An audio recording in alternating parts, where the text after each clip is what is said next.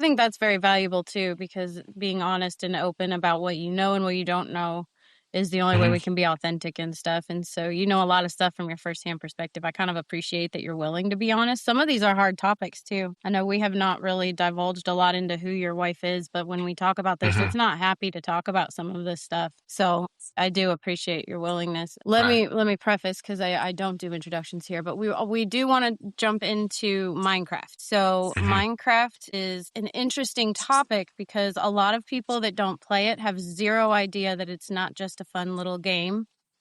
Mhm. And the people that play it don't realize how in depth it can be for like a trafficking, a predator, a corruption ring, what can hide in all those files and secret libraries and buildings and things like that. Right. And so I think that's interesting. So if you had to describe how Minecraft impacted your family, what would you say? Well, so I didn't know what Minecraft was. And then it became a big deal in our family about the time that it became available on consoles, if I remember it right. So then it became more available or more easily acceptable to our kids who were younger. And then the biggest way that it came in is that my ex-wife, who had been reclusive for, I think at that point, a year or so, like not leaving the master bedroom, really, for much at all, started to come out of reclusion with the help of a famous psychologist by playing Minecraft. And so at the very beginning, it was seen as a really good thing, both in the sense that she was finally interacting with somebody, even though it wasn't in real life. And also it was a way for our children with whom I mean, she wasn't even really, she was neglecting them in the way that she was just completely absent from their lives. So she was behind another door and not available in any way. And so as the dad taking care of them and trying to help her, at the very beginning, as far as I knew, it was a maybe positive thing for those reasons. It was following her therapist, it was allowing her to start interacting with people, and it was also a way for our kids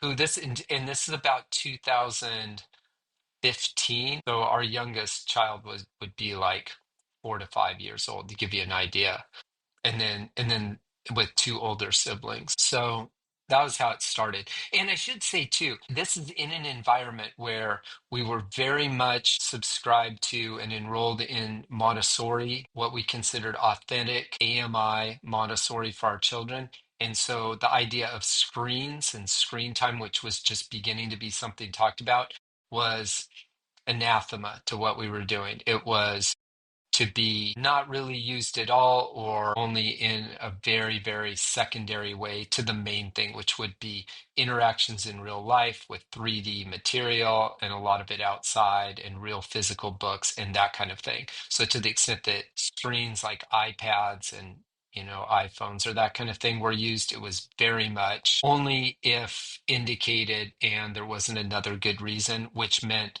pretty much not at all. That's interesting. So, Mhm. so I know from the homeschooling community and the other side of the world that Minecraft is often one of the games that parents trust because it's a lot of Hmm. physical movement, blocks, Right. geometry. They really use like lapis lazuli and rock names and things, and so Yeah. they burnish it off, I guess. I don't know if that's the right term, but as almost like it's a educational game, so it's okay to play that. And I wonder if that's where Right. a lot of corruption can hide, um, because it did take off. I looked at the time frame wise. You said 2015 is when that happened in your family. It took off as the Hmm. best-selling game acquired by Microsoft in 2014, but started in 2009. Yeah, and it might have even been more like 2014. I do remember because it was a big deal in my wife's so her extended family. She has three younger brothers, and they were quite excited about the fact that a game that they already knew and loved was coming from, I think as I understood it, from like the PC gaming world to to consoles like Xbox, which made it available like to kids in a little bit easier way, as Yeah, and I then there was a understood it. phone version. And there might have been, yeah. So to the extent that my kids played it much independently, it would have been on the console. But what they ended up doing was playing it with, to the extent they did, with my ex-wife, and then she was playing it on, well, in her case, it was it was a Mac computer. But I mean, it was a UC Irvine Mac computer specifically. But she was setting up servers. She was Yeah. setting up servers, and she's a very smart person, and so she doesn't do things halfway usually. She wasn't just playing games, she was like running them. Well, running, and it seems like, so you mentioned, I know either off cam, I don't know if you did it on camera yet, but how in Minecraft, how it affected your family is she started talking to underage kids in inappropriate ways. So Minecraft was the tool for her to reach minors. Had that behavior ever shown itself before? Well, she was a professor of education at UC Irvine, and we were very much involved in well, education generally. I mean, her specific expertise was in the field of motivation, and we Mm. were living in on campus in a faculty home that we owned, and we were raising our young families, so three children in a way where they were our highest priority and it was sort of our family business. So if you think of it that way, we'd oriented our whole lives around her career and raising a family, her career being a professor of education with a background in developmental and cognitive psychology. Anything that we were doing was meant to be consistent with what we thought was best for children. And then I was specifically implementing it in the lives of our children. And so, we were both raising our family, pouring our love into it, and then also learning as we went along. And then she broke and things got different. So there's a lot to say about it, but there's sort of like a before and an after, the after being the Minecraft part. So like what was she doing before that? I mean, a little bit. I mean, I think she grew up like a lot of people playing video games and liking them, back in the day, as did I, probably to a lesser extent. So it wasn't like we weren't dogmatic about it. It wasn't like we said you should never play games, but we were always thinking about what was developmentally appropriate for children. And for the most part, it was that other things were more appropriate, and for a lot of reasons. I mean, That's I'm not interesting. sure I answered your question, but. No, definitely. So basically, so education, she was a child actress, Mhm, and I'm right. looking at her, she has a lot of more screen credits than I knew. I knew she'd been in things and I'd recognized her, but a lot more than I knew of. And Um, by the way, I'll tell you, she told me that most of her credits aren't on IMDb because she did so much like children's cartoons, advertisements, right. and voiceovers in audio, just voice or audio work, which she also considered her what she was best at, which was The voice. voiceovers. Well, that's So what's yeah. so interesting is like a lot of the topics that come up in other circles that you and I discuss, but I don't want to get into like Hmm. conspiracy talk, but these are all names of those Hmm. shows. Like we've got Invitation to Hell, Children of the Corn. The first one, Archie Bunker's Place in 82, Cabbage Patch Kids. So like Newhart, as in, is that Bob Hmm. Newhart, Yeah. I imagine? Mr. Hey. Belvedere, Free Spirit. So the big one, Full House, Hmm. says she was on that one in 1989, 90. So as a Hmm. child actress and then turned into education, she's always been in motivation and stuff. Like it's almost like a pipeline has been to motivate and influence and change the educational path almost. Because you said she went into Montessori education, which is almost like natural um, brain development, right? Like it's education, but it's how you should educate naturally, right? Well, I mean, so like very quickly and generally, we quit acting and pursued education, especially higher education. And then, did I lose you for a minute? No, I'm here. I'm looking at the screenshot. You said she quit acting. It says Okay. like the last credit was 91. So yeah, it does show. I don't know what else she did after it's not on IMDb, but yeah. Yeah, so I mean, she just said I retired from child acting. And the way she told it, she actually chose to do it before that. I mean, 1991 is, I think, pretty late. I think she considered she was already out at that point. But in any event, and then pursued education seriously. So she was never out of work. I mean, as I understand it, her stage parents wanted her to keep working, and she said, "No, I'm not doing it anymore." And she had her reasons for that, which we could talk about later. But after that, she was pursuing education. I met her when she went to UC Berkeley, but I met her when she was like out of Berkeley before she got readmitted. She was pursuing things more like in the fields of biology, neurology, medicine, but switched over to psychology when she went back, and she was specifically interested in motivation and pursued it with a lot of effort and intelligence and excellence. So, to her credit. So, she ended up graduating with high honors from UC Berkeley in that field, and then was admitted to the top program in what she wanted to study, which was at University of Michigan, Ann Arbor. And we were dating continuously during this time and ended up getting married and starting a family. And then we came to UC Irvine. But in all of that, Montessori is not a part of any of that. None of her PhD program, none of her dissertation, which was an award-winning dissertation, and upon which was granted $1 million plus NSF grant, which I was working on as well, and was a big part of what we were doing at UC Irvine and why we were recruited. Our whole family was recruited here. But we got to Montessori only because um, our youngest, I mean, our oldest, so our firstborn, was born 2 months early. So very early. He was only 3 pounds plus, and that was how we started as parents. And so he had extra needs, and it required a lot more of her as a new mom trying to finish a PhD program. Again, to her credit, it also required a lot more of me as a person working then after that part-time, but also supporting her. And then the two of us far away from home with no family doing everything ourselves, which we very much were. Because you were far from home. You were in Michigan? Yeah, we were in Michigan, and our home for us was Southern California. So that was where we were. And our closest family was actually in Ontario, Canada, London Mm. specifically. Um, and now on her side, so her dad's brother's family. So like to the extent that we had family anywhere near, it was over the border Another into country. Canada. Yeah, so we were very much interested in education, the research and study of it, the best practices of it, and what you could learn and know, and what would be like the best ways to go about it. And we were practicing it with our own family, and that was the intention. What we were trying to do, it was with a lot of knowledge and care and understanding, as professionals trying to do it and do it well because we cared about it.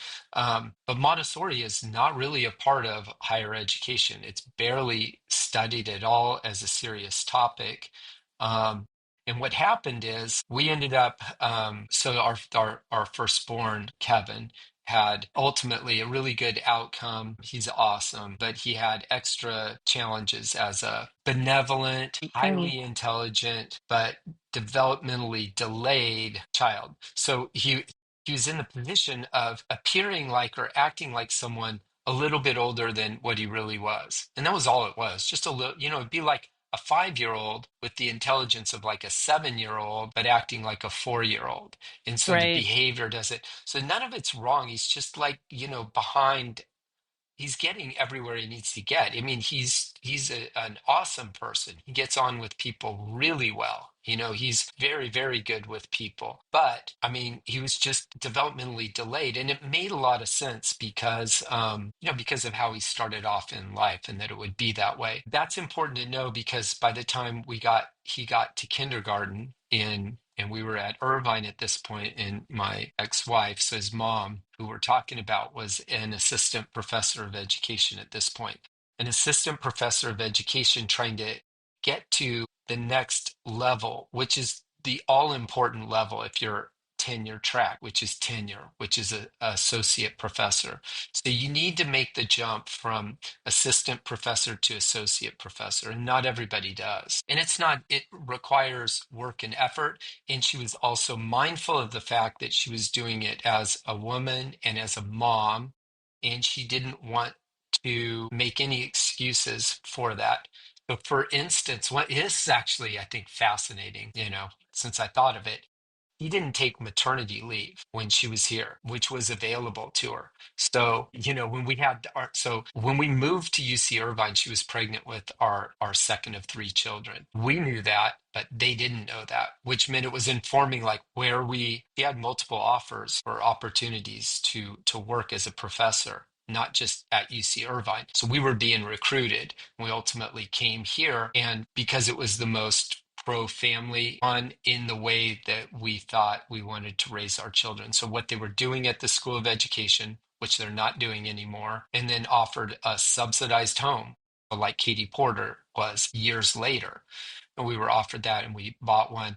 But partly it was because we thought, well, we'll raise a family ourselves. We're going to do this. We're not going to pay people to raise our children, which meant I'm not going to work as a lawyer while they're young. I'm going to take care of them and I'm going to support my wife, now ex-wife, who is trying to do something that's not easy, which is achieve, tenure, which she ultimately did. And that's a heck of a story how that happened. And that all of that would be best for our kids. So it's in that environment that the first child who is born preemie enters kindergarten, and we're trying to figure out how to do that in the best way possible. So we knew it was coming up, and we knew that someone with, so he presented like ADHD, if you think of it on a spectrum. So, like, really smart, really friendly, but, they'll talk about like, well, boys are boys, like in the classroom, like they have lots of energy, they want to run. So, he would be like a super boys will be boys kind of thing, like he really wanted to play outside. He really wanted to mix it up. He really wanted to read the book. He really wanted to talk about what he was learning in class, and it was in an environment where it was just really bad. So it really showed up the difference. So we did everything we could to prepare him, knowing that he was going to have some difficulties. So we tried to prepare him. We also tried to prepare the school to receive him so that the experience would be good. And it was just horrible because he was made just like all the other children to sit on a square. So he had his square to sit on, to listen to the teacher who's standing up, towering over these kids, a behaviorist. And he was not going to succeed in that environment. So that gets us to Montessori. So what happened was I was mainly taking care of them at that point. And then, Anne Marie, so my ex, was mainly pursuing her her career, but she was a very good mom and I was a very good dad, and we were doing it together at that point. It was just I was spending, it was mainly to me to do that. And then that's how we came to Montessori, which itself is a huge topic. It's super important to me, but like the short answer is it was the answer to that problem in kindergarten, which was a hell of a problem because we came to it with, we felt maybe more, not more experience, but more wherewithal than just about anyone because of what we knew, what she studied specifically, what our intentions were, and the fact that we had such tremendous resources at our disposal. We were in an affluent area on a university campus in a school of education. There was no shortage of resources,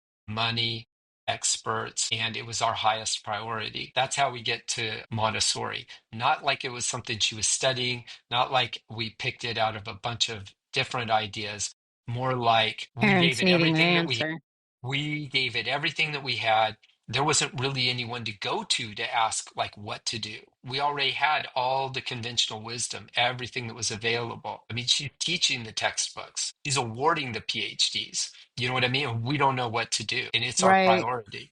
And so that's how we get to Montessori. And so she becomes very much involved in Montessori because of a personal, like, Hmm. family survival need. I need my kids to thrive. And so Yeah, you guys are working as a family unit. There's not, before the right, break, there wasn't, and by break, I mean like her mental breakdown that we discussed in other times. But like before right, that, there wasn't like family disruption, drama, fights, issues. You guys weren't right. on the same page. She wanted to be in Hollywood. You didn't want to. Like there was none No, of that, right?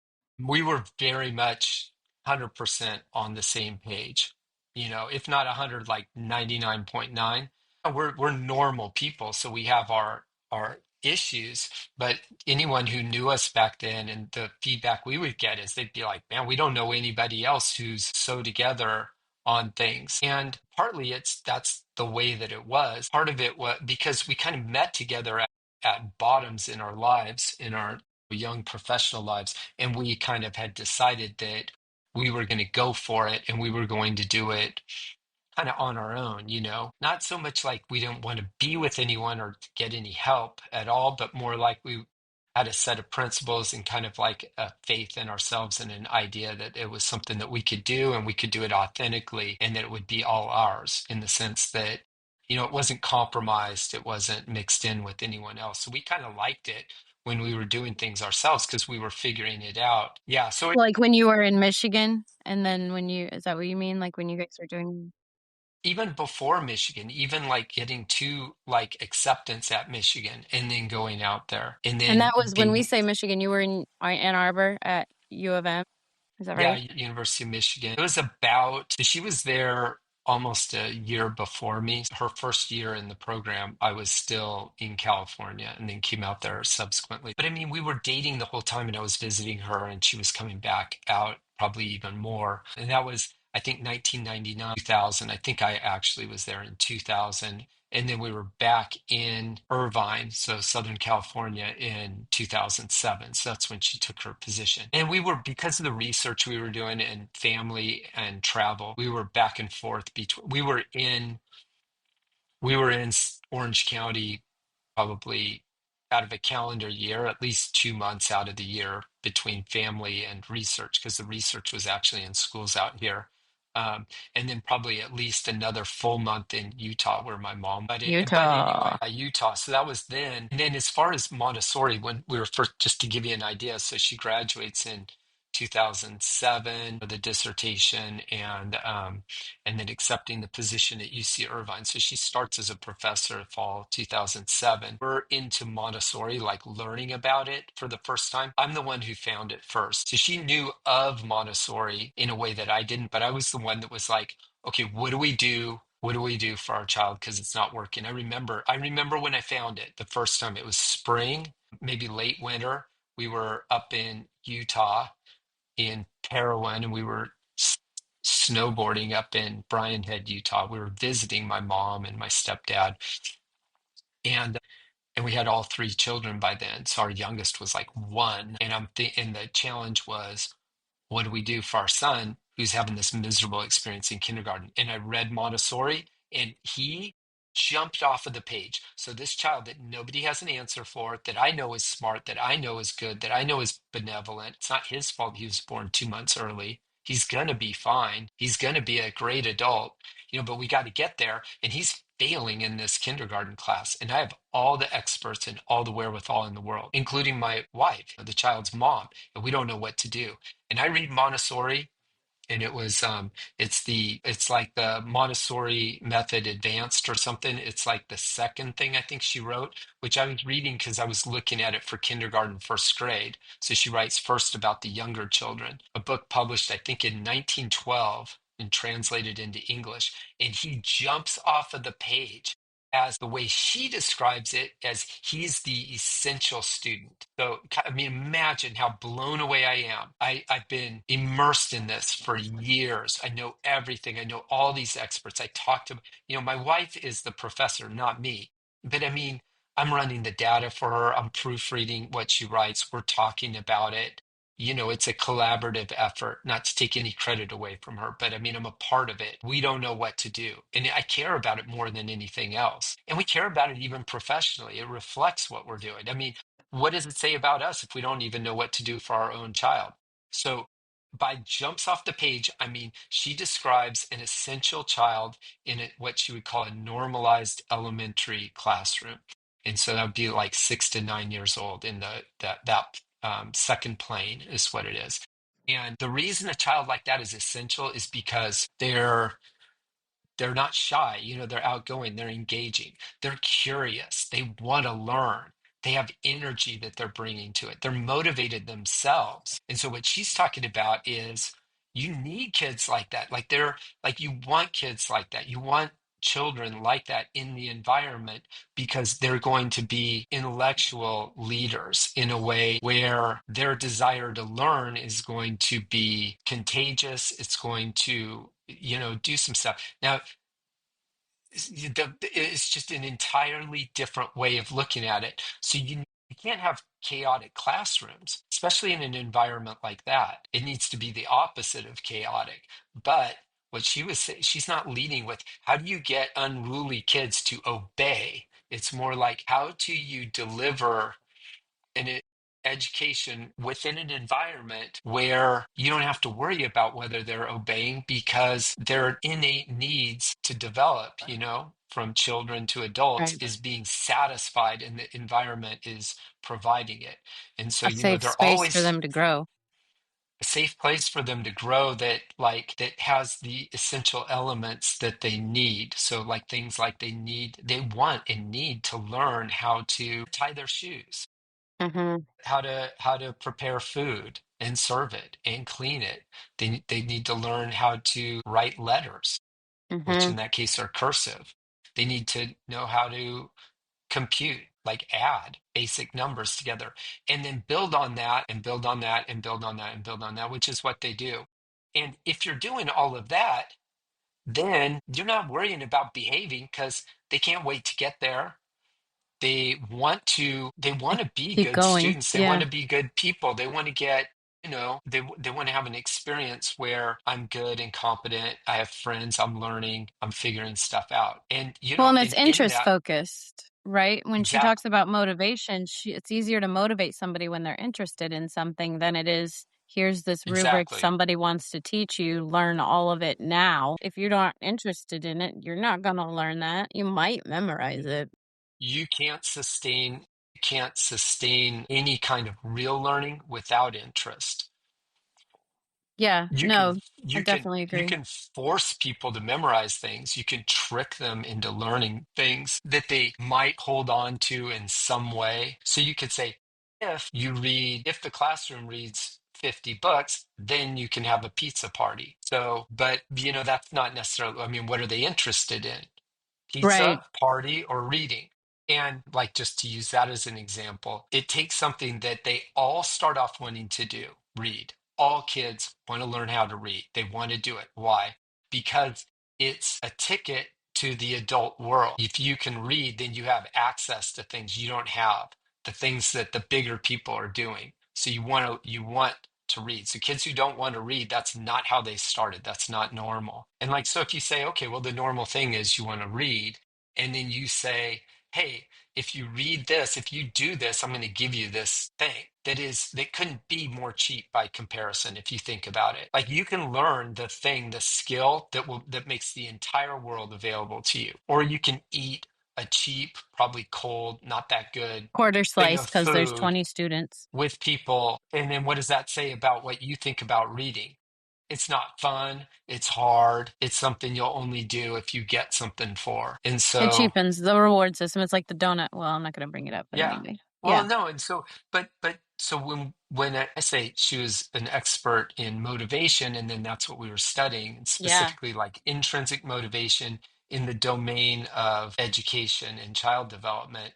It's not like a little thing, like some people do this and some people do that. It's something that where we felt like it was absolutely essential, and so much so that if there wasn't interesting, then we stop. There's nothing to do until there's interest. And if the interest Right. isn't there, You're gonna hit a something's wall if you wrong. just keep trying. Yeah, so we don't go on. It's just, it stops That's a there. really good parent, though. I mean, like somebody who can understand Right. that from all levels of it, be in the child acting stage of it, where like education doesn't matter to me, and still care that much about education and the pathway of it, and then still be able to like harness the need to get more knowledge so that I can make it a safe environment for my child to grow.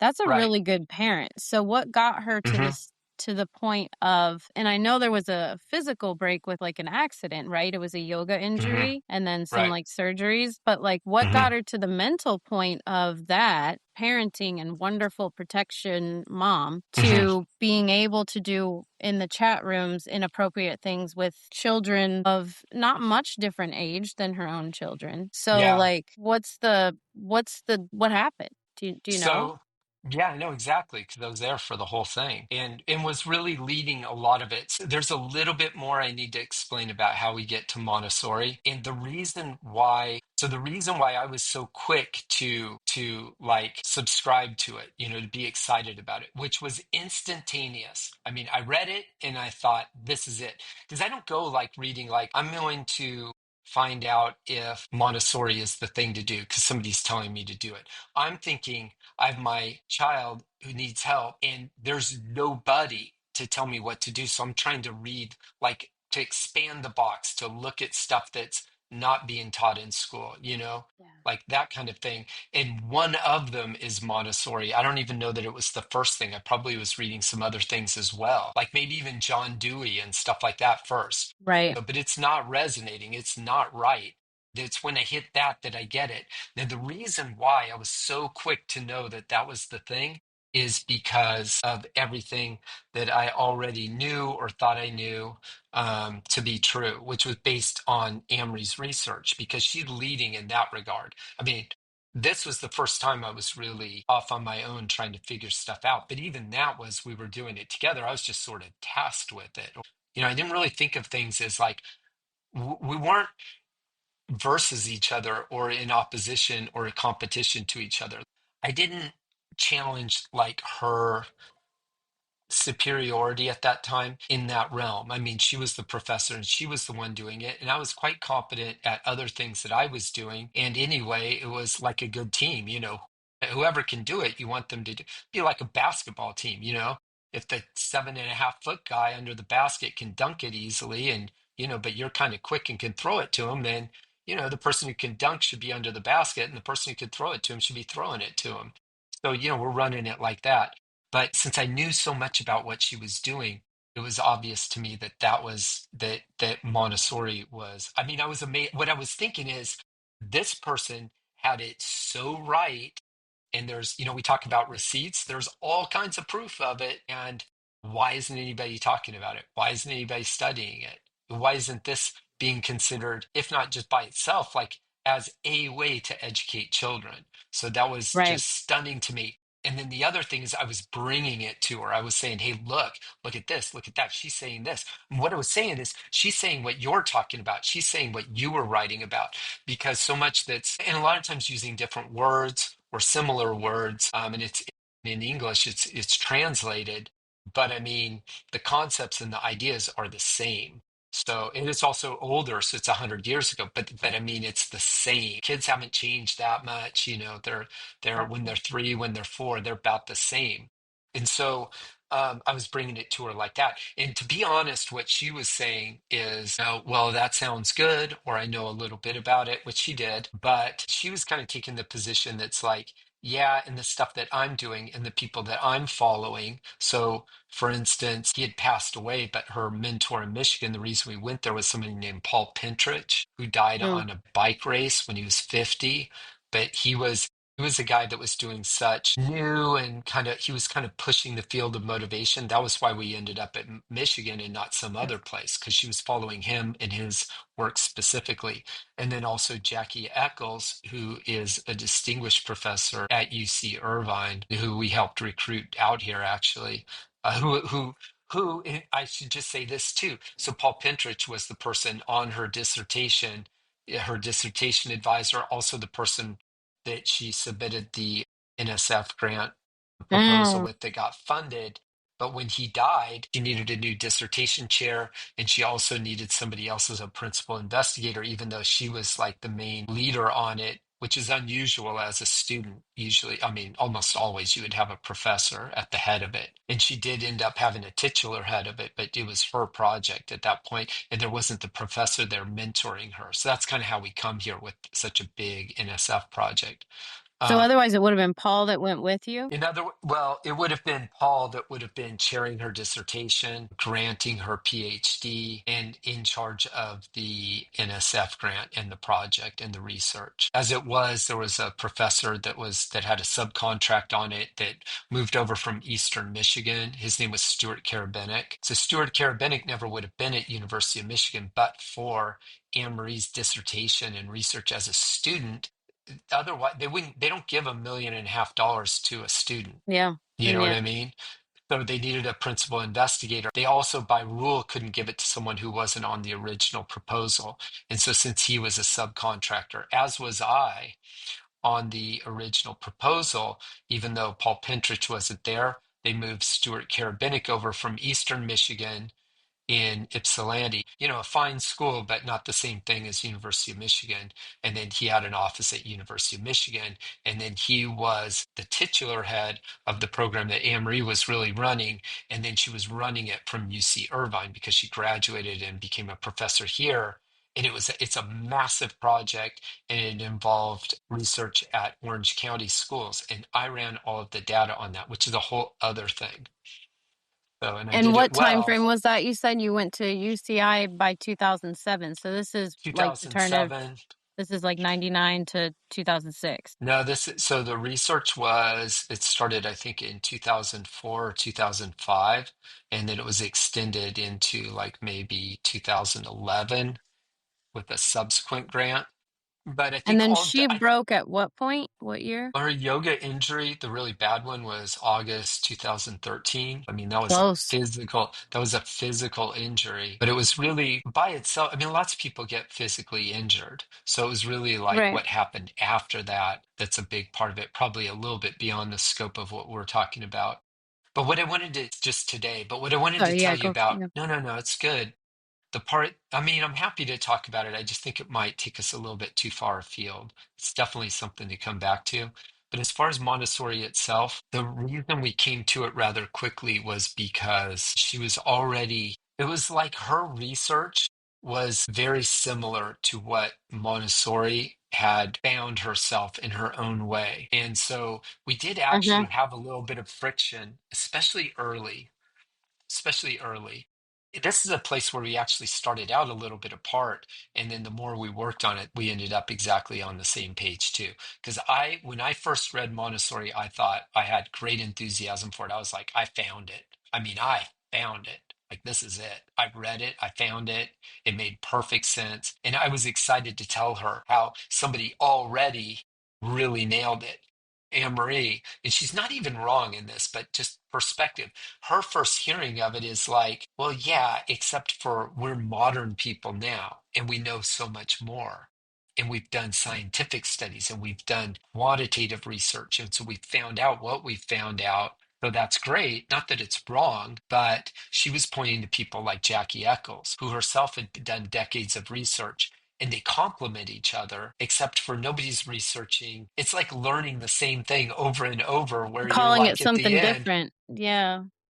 but you didn't really know about, or you weren't basing it on or giving credit to like the OG, the person who did it originally.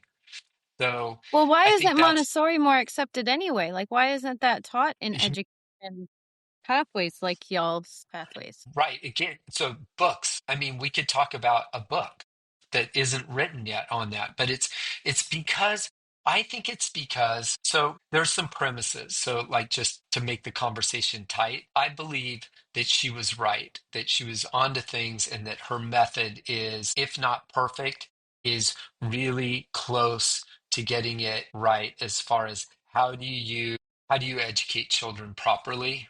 Um, and the reason why it's so good is because it starts with the idea that the children are children of God, and they come into this world in a way where they have specific wants and needs and abilities. And it starts with, things like attachment theory. They need to be safe. They need to be okay. They need a connection to a primary caregiver, which is usually going to be their mom. Ideally, it's going to be in an intact family, but there are ways of doing it successfully if it's not. But there has to be secure attachment to a safe primary caregiver, and then on that you build. But it's always with the idea that that's the model, which is what does the child need, and then what's the right way and environment in which to provide it, this child of God that's going to develop. So not like what you're going to impose on it, not how you're going to make them obey, not how you're going to make them be good cogs for an industrial society or a government program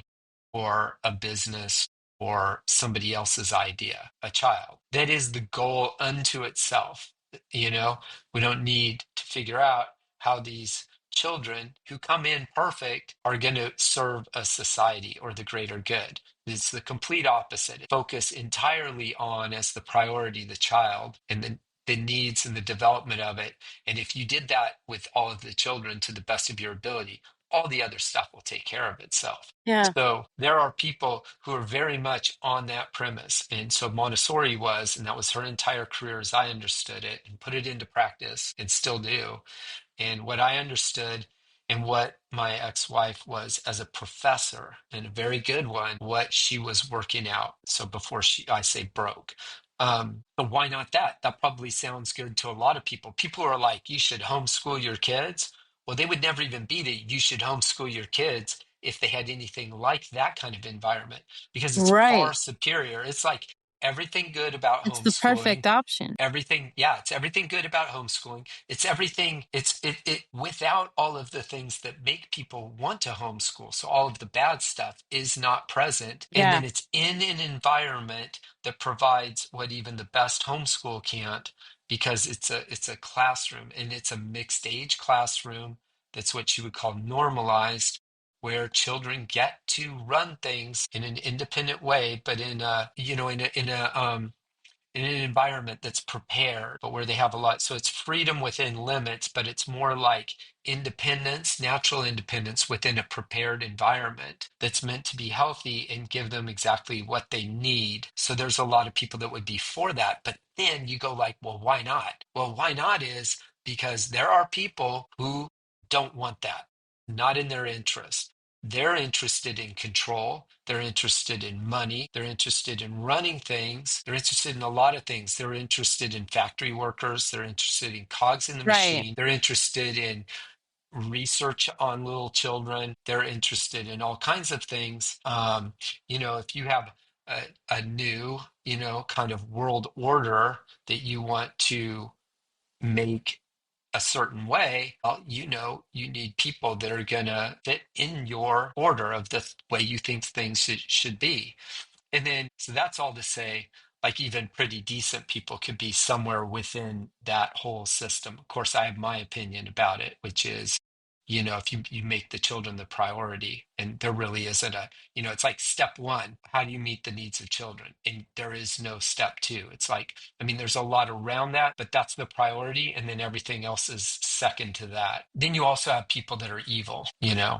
and the evil people, and I think, and I hope there's growing awareness of this, but just to take the Epstein files as one example, there are powerful people who are very evil, and what they want more than anything else is the children. And there are a lot of reasons why. Because if it's an affront to God, well, then that's the first and best way to get at it. If it's just as a practical matter, then like the Jesuits hold, if you have the child until he's 7, you have the whole person forever. This is a practical matter. So you have everything from evil to the best of the best and in between.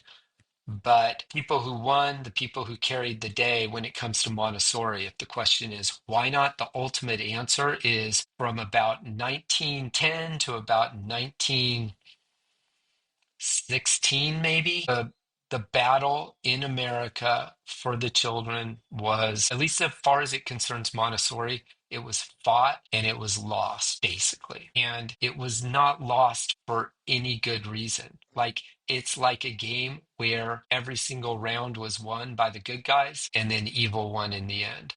And it really, the door is shut on it at the start of World War One. It's over. And And that's when she the was public school system went to create a workforce after that, right? With the 8-hour workday. And so we have an 8-hour school day and a punch in the time clock scenario of education. Wasn't it right around after the World War? Yeah. Well, I mean, it starts before Negative. the time. It starts well before the time I identified, and then it went on after that, and really even to this day. But if I had to pick critical years in the United States, it would be really right around there. I mean, really like 1912 to 15, right in there. When they It was took it over. won and lost in those years.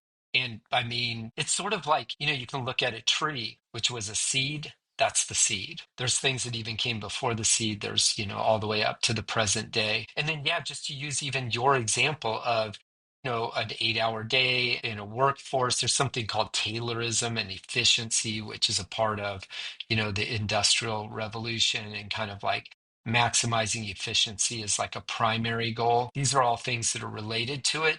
But just to give you one idea, if you think of like young children, precocious preschoolers or lower elementary kids, parents will, if they're thoughtful at all, and I think this is going to be the vast majority of parents, they'll be able to imagine their own child in this, in some way like this, where they're really interested in something, whether it's a book or or like art. Some kids like to draw and they're really good at it. It could be math. A lot of younger kids really like math because it's satisfying to get answers. And if none of that, sometimes it's sports or athletics or something like that. But they'll have things that they're really interested in. Anyway, just to take the example of like writing. Let's say they just learn to read and to write. And you say, okay, we're going to take this assignment, and then today, during this period of time, you know, you can write about what you thought about whatever it is. I mean, a story, or like in Montessori, sometimes they'll do animal stories where they'll just write about an animal and illustrate it. So in a traditional classroom, if you get an assignment like that, you'll get to the end of the class, right? If you imagine a kid like this is the thing man, we finally got to the writing about the animal thing. That was what I wanted to do. And they're writing about it. And then at the end of the class, maybe a teacher will say, okay, you got like 3 or 5 minutes left, so make sure you wrap it up. But the end, there'll be a hard end, and it'll be, a bell, right?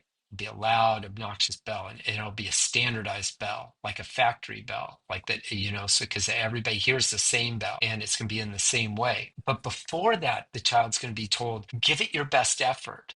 This is super important. It's the most important thing you're doing in your life, your education. That message will be totally reinforced by most parents, and they'll believe it.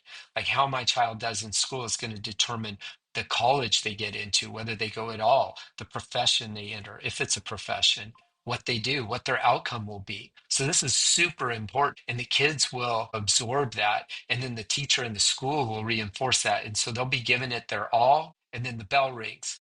Pencils up, out the door, do the next thing, and never even return to that. And Yeah, so then children, and what's the message? it all doesn't matter as much as you say it does. That adults lie to children, that the Well, that people that who, that there's that. which is a huge problem because remember, you have this secure attachment. It's you have the parents and the people that the parents are telling you look up to, and it's not honest. And the children get that subconsciously. They don't get that consciously, they get it subconsciously. They don't think they're lying to me, they feel it. And when we talk about things like dissociation or cognitive Yeah, dissonance, that's cognitive dissonance. It's the most important thing in the world. Also, it's not even important at all because what they really want me to do is put my pencil up and get my ass to the next place. So ultimately, the kids learn they're lying to me. And then what's the real thing? Well, to figure out the system, to figure out how to game it. And ultimately, you don't like school. that's And not you a real took good this thing. lesson to be teaching. So by contrast, Montessori, Yeah. you have long periods where you're working independently, where if you want to write an animal report, then you do that. And if you do it for 3 hours, you're making an animal book. And if you get to 3 hours, which is the work period, that's a Montessori work period, 3 hours. If you're done, if you're not done, you put like they'll use like post-it bookmarks, just like temporary Right. bookmarks, and put that in the book. You put it back on the shelf because other kids want to use the book too, and then you take it out. Or like a more likely thing is you'll do it for an hour, and then you'll also want to do math, and then you'll also want a snack. Maybe you'll eat a snack that your friend prepared for you, or maybe you'll prepare it for yourself, or maybe you'll prepare it for, you and three others. Or whatever. Maybe you want to water the plants because somebody's going to take care of that, or feed the Well, and bird. that's everyday life. So the thing that I find funny about this is we joke about it as adults. There's a trend on TikTok right now, like, yeah, the American education system prepared me for what's the powerhouse of the cell? Well, the mitochondria. We know that, but we don't know how to do taxes. We don't know how to pay a bill. We don't know how to do a mortgage. We don't know anything about loans and anything that's like actually beneficial. So it's a Hmm. common trend to pick on it that our American system doesn't teach us that normal stuff. But what you're Right. explaining is everyday knowledge that's comforting to the child, that's led by interest, it's led by motivation, that's self informed. I'm interested in this. I want to know more. Hmm. And then it grows happy, calm, educated people that are educated in a pathway that they like. It just seems Right. like the natural way that we would do things. And a lot of us know that that's the natural way to do things. And if people haven't taken over since, if we haven't readjusted the education system since what, 1912 and 15, who's in charge that doesn't know about this? And can we like send them this podcast? Like, how do we fix this? Well, I don't know. I mean, talk about it, I guess. Show it up. So there's two ways of looking at it. One is to be just defeated in an overwhelming way, to know Yeah. all of this and to have it mean nothing. It is kind of an easy way to be defeated. And that's one way of looking at it. But I'll tell you another way of looking at it. So the things that we're talking about now, when I've been talking with parents, and it's even this is kind of interesting. Parents of younger children, they always want to hear about this. They always want to know more about it. They'll ask me Yeah. to, if I'll end up saying something like, I'm sorry, am I talking too much? Because I'm passionate about it and I know a lot about it. And what I'll typically get is, no, no, I want to know more. Tell me more about it. Now, that ends at a certain point, I've found, because parents also end up at a certain point where they're committed to something else and they don't see how they could do it differently. Most Right. parents don't get to like sixth, seventh, eighth grade and think, wait, this is all wrong. We're going to totally change what we're doing, because it's sort of like, well, I'm committed to it and I get Mm-hmm. it. That can be hard. So if there's something optimistic, it's when people know, when they hear about people. See, here's things I found to be true. Parents care as much about their children and education as anything else. Most parents, their top priority is their children. And if you said, like, what's the most important thing? It would be like health, safety, education. And if health and safety are given, which it is, fortunately for a lot, it's education. And so they want to know about it. I learned this mainly from Anne Marie. I mean, I know more about this than she does by far now because of the way our lives went. But the essentials, the first things, and credit to her, I learned it from her. And I saw her do it and I saw her talk to people. She would talk to anyone. What are you a professor of? Education. And want to study motivation, or what do you say? Motivation. They'd say, and remember, our kind of like friend and peer group is other parents for the most part. They'd say, I want to talk to you. I mean, this How do would I be like, motivate my kid to clean his room? Something yeah, like yeah, that is this would be usually a like question I run into. this would be like the pediatrician, the Yeah. nurse, the Yeah. friend down the street. I mean, everyone. I mean, but professionals, people that are accomplished, they'd stop. They would She would constantly be stopped. I mean, immediately, because she had the credentials. She knew what she was talking about, how to present it. But that's what they would say. I want you to tell me how to motivate my kid. That was what they would Mm-hmm. say, almost always. And Mm-hmm. then what she would say would be a version of always. Your child is motivated. They're just not motivated to do what you want them to do. Yes. And every time, without exception, it would stop them in their tracks. And then they would want to hear Yeah, about nobody it. wants to hear that. We would be there together because, we had, all the pregnancies were high risk. We had, a preemie baby. And so a lot of times we were at a doctor's visit while she was pregnant, or with an infant where I was taking care of another, not yet in school child. So, I mean, I was there for a lot of this. We're talking about a lot of it. I mean, I remember times where a pediatrician basically closed the door and just talked for 15 or 20 minutes in a busy office just because she wanted to know about her own child. I, I got I got an expert professor. I want to hear all about it. So that's something to keep in mind when I'm talking about like just how off the rails things went and how bad it was. Same person, at least the same body. People like that are not able to get help when they go off the rails because they have such a reputation of being the expert, the one I go to, the one, and they Yeah. get people that go to them that are high up on the level of Well, helping people. So then it's yeah, like, well, well, who do I go to? it made it really hard when, like, we're in the corrupt age, 100% organized crime, corrupt Orange County Family Court. You can keep that part in if you want. Corrupt, totally. Selling children, ruining childhoods, including mine, threatening them with foster care. So when you go to them and they order us to something like a counselor, to therapy, Like we're going to go to therapy, even someone with a PhD. So we go to therapy, and the therapist will want to talk to, like, say, us or Anne Marie about, how's the kid doing, And what Anne Marie would be doing would be talking about the current research and the things that she's basing her research on and what she's doing right and what she's doing wrong and suggesting journal articles to her and that kind of thing. And it's like, I mean, what do you do? What's a therapist going to do with that? Yeah, it would be like taking someone like Michael Jordan and sending him to a basketball coach. And how do you dribble? And yeah, that's not Well, and the the coach best. could be, and the coach could be excellent, and the coach might even know things from a coaching perspective if he's excellent enough to where, the practitioner or the other person could actually learn something. But like in that dynamic with that much broken and what was going on. So in other words, not to take away from every professional that's working in that area, but they're different things. We were talking about, so I'll mention it here just because we had mentioned it before. The difference between, there's in psychology or in the realm of even like helping people with mental issues.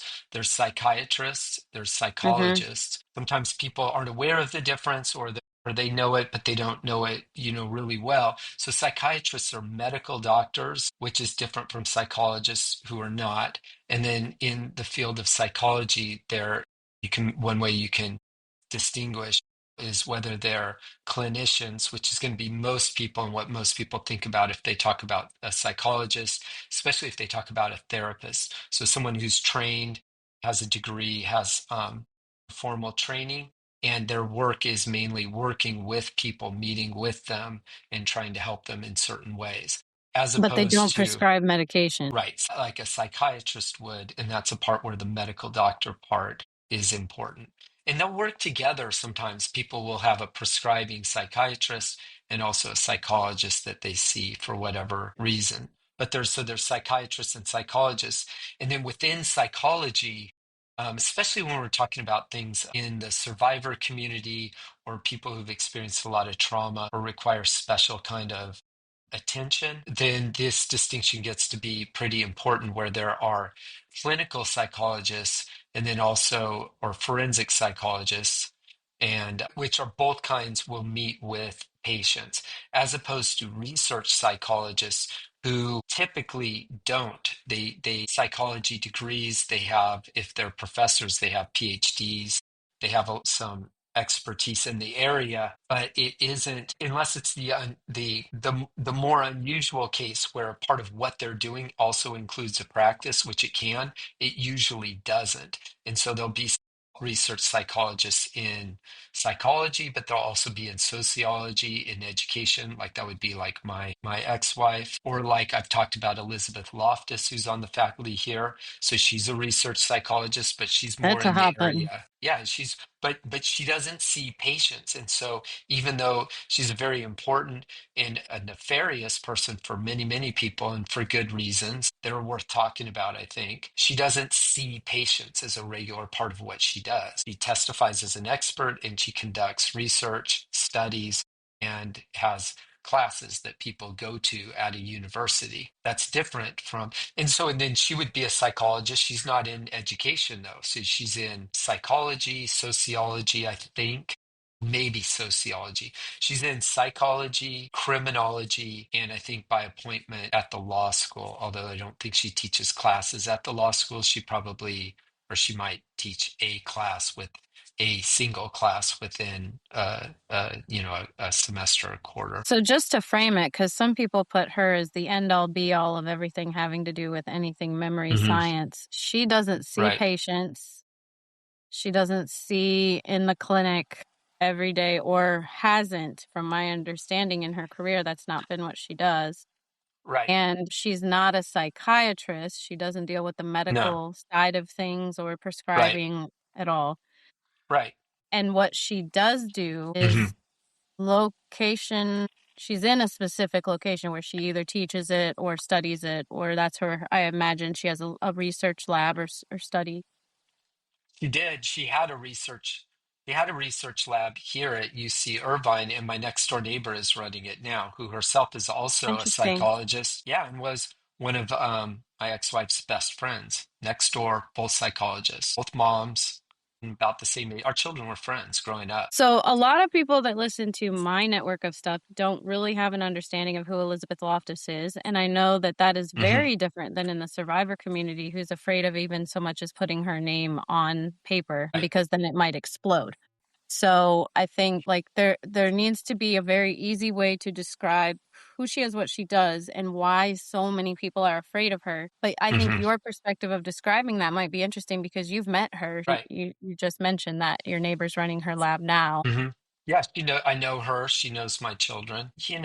I mean, she's my neighbor. We live in the same neighborhood. Was she It's already like, at UCI when you guys came in? yeah, she was. So, a lot of people came here afterwards. So, like Katie Porter, former congresswoman running for governor of California right now, she came here after we were here. We Has were here quite a first. reputation. She moved into my neighborhood, our neighborhood, not vice versa. Wow. Same thing with David Min. Dave Min is the congressman representing me Congressman. and a million other people, or whatever it is, maybe less than a million. I think three-quarters of a million people in Orange County, but me, and he lives in my neighborhood and he moved here. But so unlike those two, when we moved here in 2007, Elizabeth Loftus was already here from That's University of interesting. Washington. But yeah, I mean, I know her, and I don't know her as um, I don't know her in the way that I came to know her, especially through the different survivors I've heard.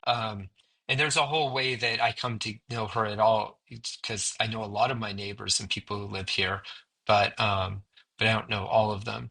So, and then I would want to say here, I have a lot of care and concern, very, very much for all of the survivors uh, it, without any qualification. Yeah, So no that, qualms about it. and I would want that to be so for people who can't hear about her, that think she is evil or thinks that she's complicit in very bad things that even had to do with their abuse themselves. I mean, I don't know firsthand. I don't dispute that. That's their experience. I very much care about it and honor it. At the same time, I have my own firsthand experience over a period of time about someone who's important in their story, and I would want what I know, what I've experienced to be true, whatever it is, good, bad, otherwise, to be helpful to the extent that it's relevant, which I think it would be for some people and maybe not so much for others. But one of the things I think that might help people would be for them to know the difference between a clinical psychologist or psychiatrist and a research psychologist that testifies as an expert, not to excuse anything. It doesn't even mean that it's less important. I mean, research was the area that we were in. 100%. There was no clinical aspect of it. What we were doing was what we thought was most important. So, I mean, there's a case to be made that that's the most important because that's where everything flows from. The Hmm. research, like the ultimate and for what it's worth, there are exceptions, and it does depend. But I would say, for the most part, as far as the status and the academic pecking order of things at a research university, an R1 university, it's the research professors that are the most esteemed and have the highest value spot Hmm. as opposed to the clinician. So the way to think about it would be there's the people who are working out the theories that are saying this is the way that it is, that are the ultimate experts kind of at the top of Mount Olympus, if you look at it that way. And then it's the clinicians, even the famous ones who are putting it into practice. And so if you think of it as the quote unquote CIA doctors, there'll be some of them who are the theorists, and then there'll be the ones who are putting it into practice. So, just to give you an example, Jolly West is a clinician. He's also a psychiatrist, but he's putting it into practice. He's using and abusing, treating patients. By comparison, Beth Loftus would be somebody who's doing the research. Now, And being depending on utilized by the legal arm. Because it's not like she's and doing the that too. research and then being utilized as like a support in every victim case to make sure the victim sees justice. She's doing a lot of research and then she's been on cases that are very concern, like that's very concerning. And then her research is used on the opposite side. A lot of people like to say she testified on behalf of, or she was your lawyer, or wrong things. And that's not what happens. Yeah, so here I feel like it's not the most helpful thing to do, and this would be especially from my perspective, most especially from my perspective, but just for people who know things and are trying to be helpful generally, is the thing that will help victims and survivors the most is to be accurate, to be accurate about it. And so I'm not like really trying to take away from anyone's experience, but Right. to be for me to just like go, well, here's a person, and I thought I knew who this person was, but guess what? Now I read a thing, and now I know she's horrible. Well, that I think it's more helpful for me to say, here's what I know. This is my experience. Here's how I understand it, and then also I know a few things that will provide some context, which is like, for example, she's not a clinician, which means she's in a different position vis-a-vis.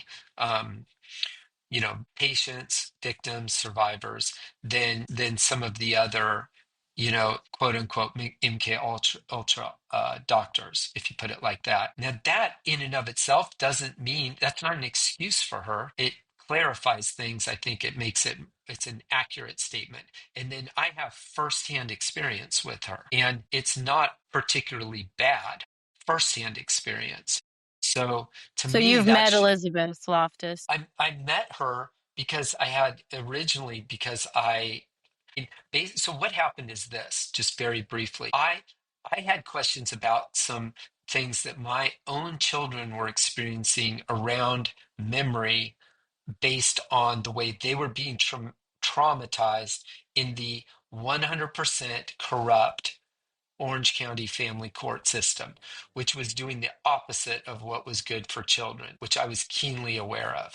And so I had questions about it because there were weird things happening around memory. And in a lot of ways, my best witness so one of my best friends, especially at that time, who I was very close with, who I was very grateful for and still am and appreciate. So this is Elizabeth or Beth Kaufman, also a psychologist at UC Irvine, who lived next door and has been nothing but a good friend to me and our family. I was talking to her a lot and learning. I mean, she taught me more about abnormal psychology than anyone else, especially during that critical time. But anyway, I came to see something that mentioned Elizabeth Loftus, UC Irvine, psychology and memory. So I'm not thinking, oh, I'm not thinking about MK Ultra. I'm thinking about, or anything like that. I'm thinking my children, memory, an expert.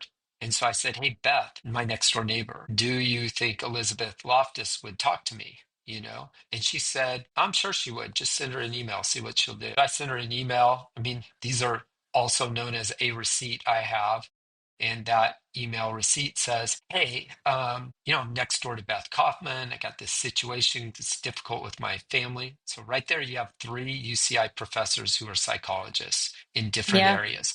My ex-wife in education, my next door neighbor, and well, she's kind of like Elizabeth Loftus. She's by appointment in a few different departments, but her specific background is juvenile psychopathy, and her background is Stanford. But anyway, her and then also Beth Loftus, who famously or infamously is who she is. So three psychologists, and so I email her, and she gets back to me rather quickly and says, "So what I was expecting was that my next door neighbor would say, 'Hey, there's this guy next door, and can you throw him a bone and help him?'" I was hoping for something like that. What I got instead was just email her. And implicit in that was, and you can tell her, you know me. So I email her and say, hey, my next door neighbor, said, I asked her and she said, yeah, just shoot her an email, see what she'll say. So then she emails me back and says, hey, yeah, let's go to lunch. And then we end up having, as it turns out, like a 2+ hour picnic lunch where she brought sandwiches and we sat on campus. And mostly she listened to me and tried to be helpful where she could, which wasn't much. Now, I don't know all of this stuff now. I know she's a distinguished professor. I know she's famous, and I have some recollection actually from law school that she was important because of eyewitness testimony. So that was as much as I knew. I didn't know about her whole career and I didn't know all of that. I was kind of aware of it a little bit, but not really. And so what I ended up with was somebody who was, so there, it's not as special now as it once was. Actually, just like lots of things get cheapened over time. But from the perspective of where we were, young at the time, really, a distinguished professor that's the highest title that the university can bestow upon a practicing real professor. That's the best title you get. To bring sandwiches and meet with me for over 2 hours on campus, listen to what I'm saying, care about it. She really didn't have a whole lot of advice, as it turned out. What she did best was kind of validated what I was talking about. And she actually told me, just for what it's worth, that I helped her understand some things, or not understand some things, that I was making her think about things in a different perspective than she had before, for what it's worth. And then from then until much later, I've known her. I mean, I would think of it more. I mean, I wouldn't presume to say she's a friend. I don't know her that well, but I would say she's a friendly acquaintance. She's someone that I know. Well, And it's all more of along that. the lines of like, would I mean, so she would know you if you mentioned her name to you. It's not like she wouldn't know who you are or you've seen in passing. No, she knows me. She knows exactly who I am. There'll be a lot of people Yeah. I talk about that don't know me nearly as well. And for a lot of reasons, I mean, I represented her on her homeowners board, and she had homeowners issues because they were messing up her roof, and other people too, because they were not managing the water right. I mean, other things. I mean, which is again another thing, like people exist in different domains. And it's just, I can add my firsthand experience with her and over 100 other professors here, and not just professors, but lots of other people like chiefs of police and vice chancellors, lots of people, and also a lot of faculty spouses, people who are not professors but are married to them. You know what? We were raising children in the same neighborhood. We have lots of information, lots of insight. And I should say, some of it is very bad, okay? But most of it, maybe even the vast majority of it, but most of it is good. Most of what I would have to say is people that were good, people that I trusted, people that were helpful and generous, which is part of what's frustrating, because the sum total of all of that is my life was absolutely destroyed. Our children paid the highest price, and it was done where I was surrounded by, for the most part, good people who cared, that had incredible resources, affluence, and expertise. And so that And means you were somewhere in still there, destroyed, and she absolutely has not seen punishment utterly for destroyed. abusing a minor or multiple minors. No, but even that, she was, I mean, I think had she been confronted with consequences in an appropriate way, whatever that is, and just for what it's worth, I was dealing with it privately and informally. I was not trying to get her in trouble, even with what she did. I was trying to protect children. First, my own, Yeah, but other ones as well, online, right. kids I didn't know. And there's evidence of me doing that in specific ways, real children that I did in fact protect. But that was what I was trying to do. And what ended up happening is was not forced to face the consequences because the corrupt system, protected her. But ultimately, she's destroyed too, which is really sad. If you heard what I was saying about just how good she was, Right. that person, from my perspective, and we were together, I think almost 20 years. We were married, I think 14 or 15, something like that. Somebody I know really well, or knew really well. The body is there, and the person I knew is gone. It's not there, it's gone. Now, that might have happened anyway, but we'll never know because she wasn't made to face the consequences of what she was doing, which I was trying to confront her with in the best, most helpful way, partly because I cared about her, but even more because I was protecting our children, which was our common project, the thing that we cared the most about. And I have evidence too that she would have made it because she'd already done it once before. I mean, we didn't really talk about it here, but we met in relatively early sobriety where she had really crashed and burned. And to her credit, she put it all back together and gotten it back and had like one of the best redemption arcs ever until this happened. And that's why I hold institutions and people who were in decision making authority more responsible than I do her. So she was my primary abuser. It's super bad what happened and what she did. And she is responsible for it, but her stage parents and specific people like in the family court system and at UC Irvine. So like I'll be very specific, somebody who I knew and trusted, who I went to very first. Her name's Diane O'Dowd, a professor of cellular biology. She was also vice provost of academic personnel, which meant she was the person at the university in charge of the professors. And I went to her and she knew about it and she knows I'm right. And she ultimately chose, for whatever her reasons were,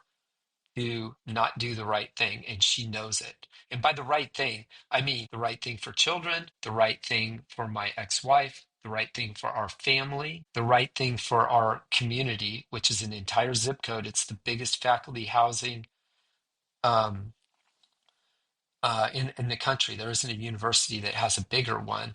Um, and also not the right thing according to UC policy. So it was wrong. It was afoul of the policy. It was also opposite what we had talked about already. And it was, I think, ultimately not, it was not consistent with the law, so California law, as it applies generally and also as it applied to the UC system. And then, by the way, I say 100 professors, so then that would be one. And I know her really well because we served on the homeowners board together. And I mean, she lives about, And you that's know, a just few less than 1,000 feet from where I am right now. That's intriguing, though. I mean, if you think of like a professor, I know like certain doctors in different professions, social workers, you're mandated reporters. If someone is harming Yeah, children, right, right, aren't you mandated to make sure that they are not in an environment to harm a minor? And now you've got a professor who's teaching college age students who's jumping into video games to, chat with these people who are saying they're having tough times in life as a psychologist, and then she's right. sexually engaging in relationships with them. Yeah, not only that, I myself, because I've worked for UCI, I've reported her as a mandated reporter myself, and Right. reluctantly so. And yeah, I mean, and I've And she's reported never it. seen any justice for that? That's never been brought up? That's never been No, unless you addressed? count getting fired, but even getting fired was only like in 2024 after she'd been brought back into the classroom and after another CPS report and another arrest. I mean, do you know how hard it is to get arrested by your own university's police when you're a tenured professor? Hard, A because they're lot. doing, Very yeah, hard. because you have every advantage and you have them trying to protect you in every way possible. And so it was only after that second arrest after, and by the way, I had to abandon my case, my law license, everything, just in order to allow her to succeed back in the classroom as a professor because our home was dependent upon it. So we keep our home if she's a professor. So I have to stand down. And then when they do that, they use that to ultimately move us out of here. So it costs millions of dollars to destroy our children and millions of dollars of generational wealth. And if I've made any sense at all talking about what I know about, just indicating it about education, all of that has been lost as well.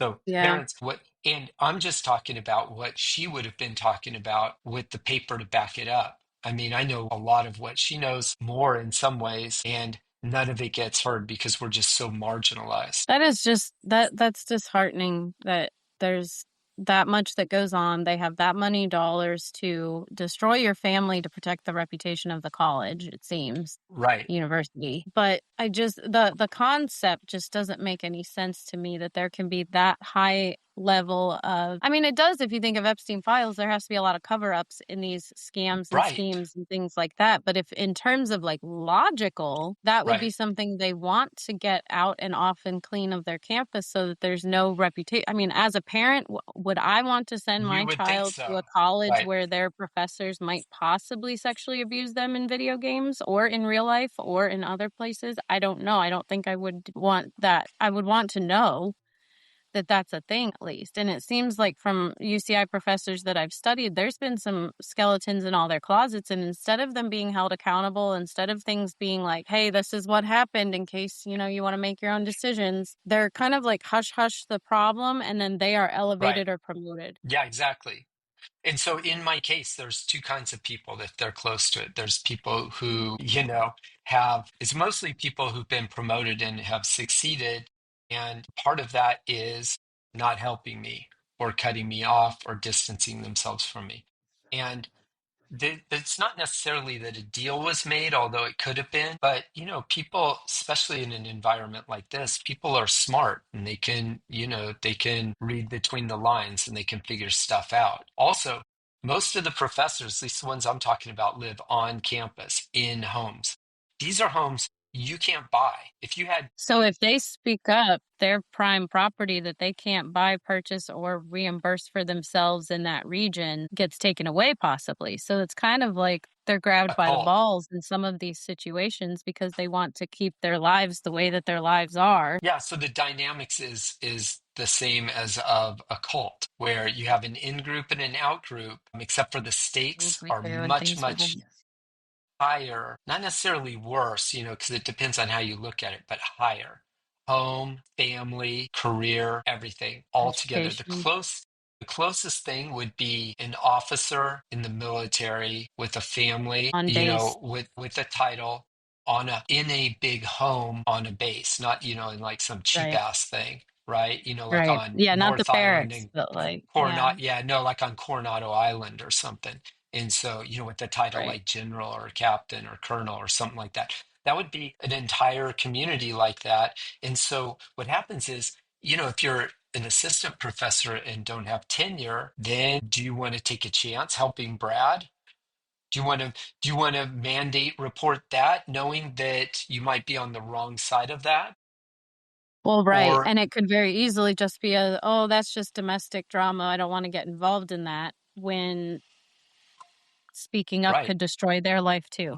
Yeah. Or it could be you already have tenure, or you don't really need to worry about that. But are you going to advance in your career the way that you want to? Are you going to be able to collaborate with like the top person that you want to? Or are you going to be kind of diminished or sidelined in a way? Are you not going to get that grant? Are you not going to get that award that you think is essential for your career? Right. How is that? Do you want to, if you think maybe it's not going to go that way, but that maybe it would, how much of a chance do you want to take with your own family? Are you willing So to that's do a that? coercive control relationship within the dynamics of your own ability to do what's right from wrong because you want to survive. Right, exactly. And it's difficult because I'm talking from inside here. I mean, I'm on campus in the housing right now. They stole our house, they took it, and I want it back.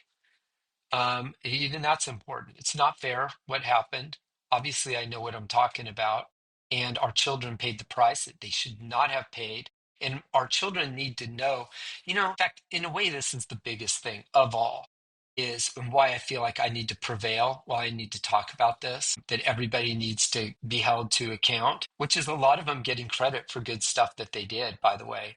But everybody needs to be held to account because my children they need to know that their mom was good, that that that she loved them more than anything else, that she was a world expert, and that she broke in a super bad way that made her neglectful, abusive, horrible, and that I protected them. I always tried to help their mom. I never stopped loving and caring for her.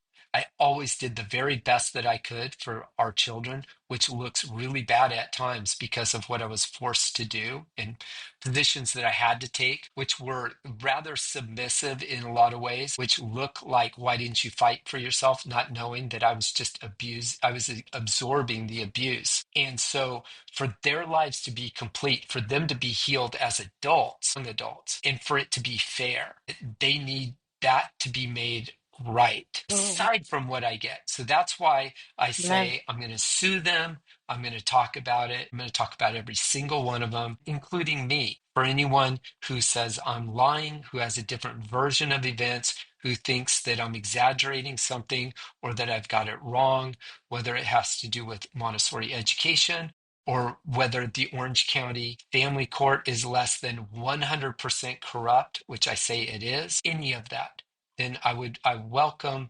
investigation on, sincere critical questions, my detractors, all of it. I want it all on the table. I know I kind of went on a little bit of a rant here, a little bit of a That's tangent, important. but the main point being, I want our children to know that and observe. I'm not saying I'm right and my ex-wife was wrong. I'm saying I'm good and I was loyal and I was very good. She broke and I tried to help her. And the institutions and a lot of the people that were in charge of it were selfish, corrupt, conflicted, and it's not going to get better until it gets addressed. And I'm the person standing here trying to say it. And you wonder why I'm diminished? This is a huge story. This is like above the fold, front page, every day. My Well, email is like, that's the thing. You're a high stakes whistleblower.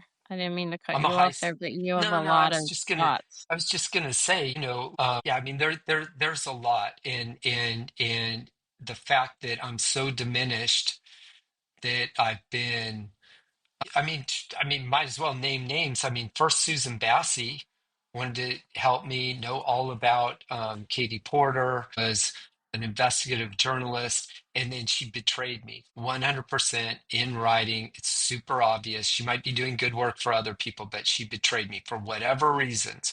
She was motivated to do it somehow, right when Katie Porter was running for office. And then Emma Catherine, the Imagination podcast, again, maybe doing some really good things. I know that some of the people she interviews are important stories that are authentic, but she betrayed me and she deleted my interview and she lied about me and why. So it's not so much like, poor me, why did it happen to me? It's more like, what is it about Why? my story and what I'm connected to? Like Well, when she did Congressman. that, wasn't that when Congressman, were you getting ready to say it, when Dave Min was running? Yeah, it was right at the critical time, right before his race, where the Washington Post had just published an article talking about how it was one of the most important races in the country, and it was 50-50. And they were saying at the time, now how it turns out is different, but at the time they were saying it could be that control of the House of Representatives turns on this one race, which is 50-50. It And happens a I'm lot. directly connected to it. And that's right when Emma betrays me, defames me, deletes my interview, which makes no sense. I was a friend, I was a supporter, I was an admin, and I didn't Yeah. do anything to The deserve things that. that were deleted too were talked about in the interview, which would have proven that, there wasn't any hiding of information or changing anything or Right, anything like that, because because all that was discussed. It was a 3-hour interview. I watched all of it, and that's where I remember learning some of the things that were then thrown at you yeah, incorrectly. And I'm like, right. I'm confused because I learned it in her interview with you, and then she deletes the interview and now stands on the side of people that think you're dangerous because of things that aren't true that were mentioned in the interview. Right. So that's Because, confusing. yeah, well, it doesn't make sense the way that she puts it. So there's a way to make Right. sense of it. So, like, for instance, a way that it could make sense is that I had things to say in my story. So, like, my advocate was murdered hours after we met to plan my case. I met her because she co-presented a big talk on campus with a professor of law named Jane Stover. And I found out about Jane Stover because my next door neighbor said, hey, maybe go to this event where she's talking. So Jane Stover and Wendy Miller put on the event, and I end up meeting Wendy Miller, who ends up getting murdered just hours after we planned my case. And nobody will ever talk about it. And Jane But Jane, Stover, isn't she related, married to Dave Min? Isn't that a yeah, right. So right? Jane Stowe, and that's not unusual for a husband and wife to both be professors. So those two were professors of law who moved into my neighborhood from Harvard. I went and heard them, and I'm just talking about ways that things are connected. So when Dave Min was running for Congress, where it was a 50-50 race, where it was so close that control of the entire House of Representatives may have turned on it, that's what the Washington Post said, he deletes my interview and starts defaming me, really hurting me online with her big platform and reputation. And it was one way it can be seen, it because I asked myself why. Not like, why doesn't everyone like me? I mean, I'll be some people's cup of tea and maybe not others, but we had a history together. And I had been only supportive of her and what she was doing. And there's a long record with lots of receipts of me doing that. To delete me like that was a really harsh thing to do. So I thought, why? And why now? And the best explanation I have is that she was motivated to do it because of what was going on in the real world in my neighborhood, where a person was running for Congress in a really tight race. And so I was diminished at the exact same time I was talking about that. And my story could have derailed his campaign. And she took me really off of the place where I had the most influence. I mean, imagine if instead she had taken the side that, man, let's rally around this individual who is an early supporter of the show, who's been a loyal friend, who is my trusted administrator, who I've never had a problem with. And, let's take it to them. Let's take it to, here's somebody next to someone in Congress. Let's hold their feet to the fire. Let's tell them what we know. Let's try to make a difference. This is a colleague of Elizabeth Loftus, but she doesn't do This that. is a husband of a child actress who knew Heather O'Rourke. We should discuss this. We should look into all these Right, details. right, But exactly. So instead, you got completely canceled, blocked campaign, defamation campaign that included words that were very highly dangerous. And when you think Mhm, of a defamation campaign, like there's a lot of ways that people can try to ruin a reputation and things they can say. And some of them can, it doesn't matter what you say, you can never come back from that. Those were almost types of conversations that they were throwing at you or tagging you in or mentioning. And there was absolutely no foundation for any of the claims. From mhm. what I read, from what I've seen, from what I was involved in, from what I saw in the interviews, from what I've seen from your research, from what I've dove in from your research and how it relates to my story Mhm.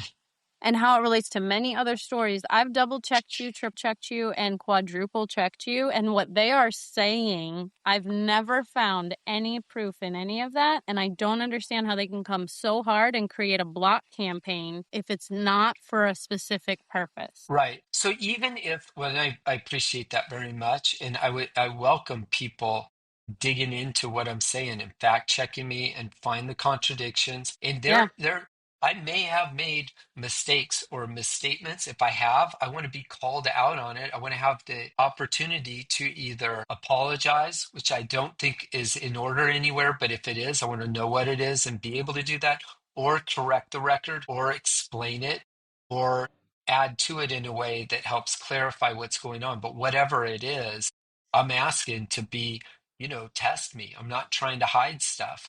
right.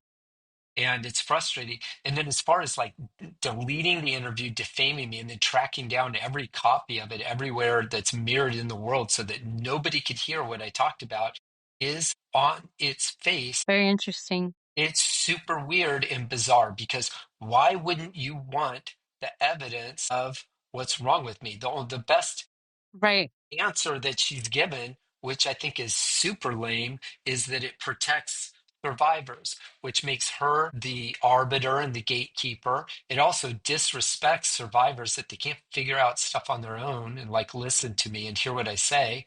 Um, and not only that, it'd be one thing if it was just I was like some sort of programmer or someone, and she really felt like that people needed to be protected from me.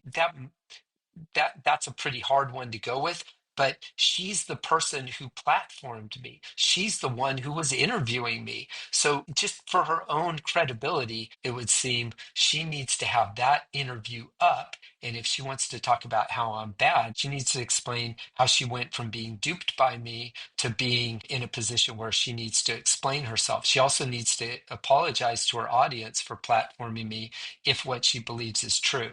But the right. contradictions are all over the place. And it's a huge problem because she's married to a former assassin, self described, who has his own story.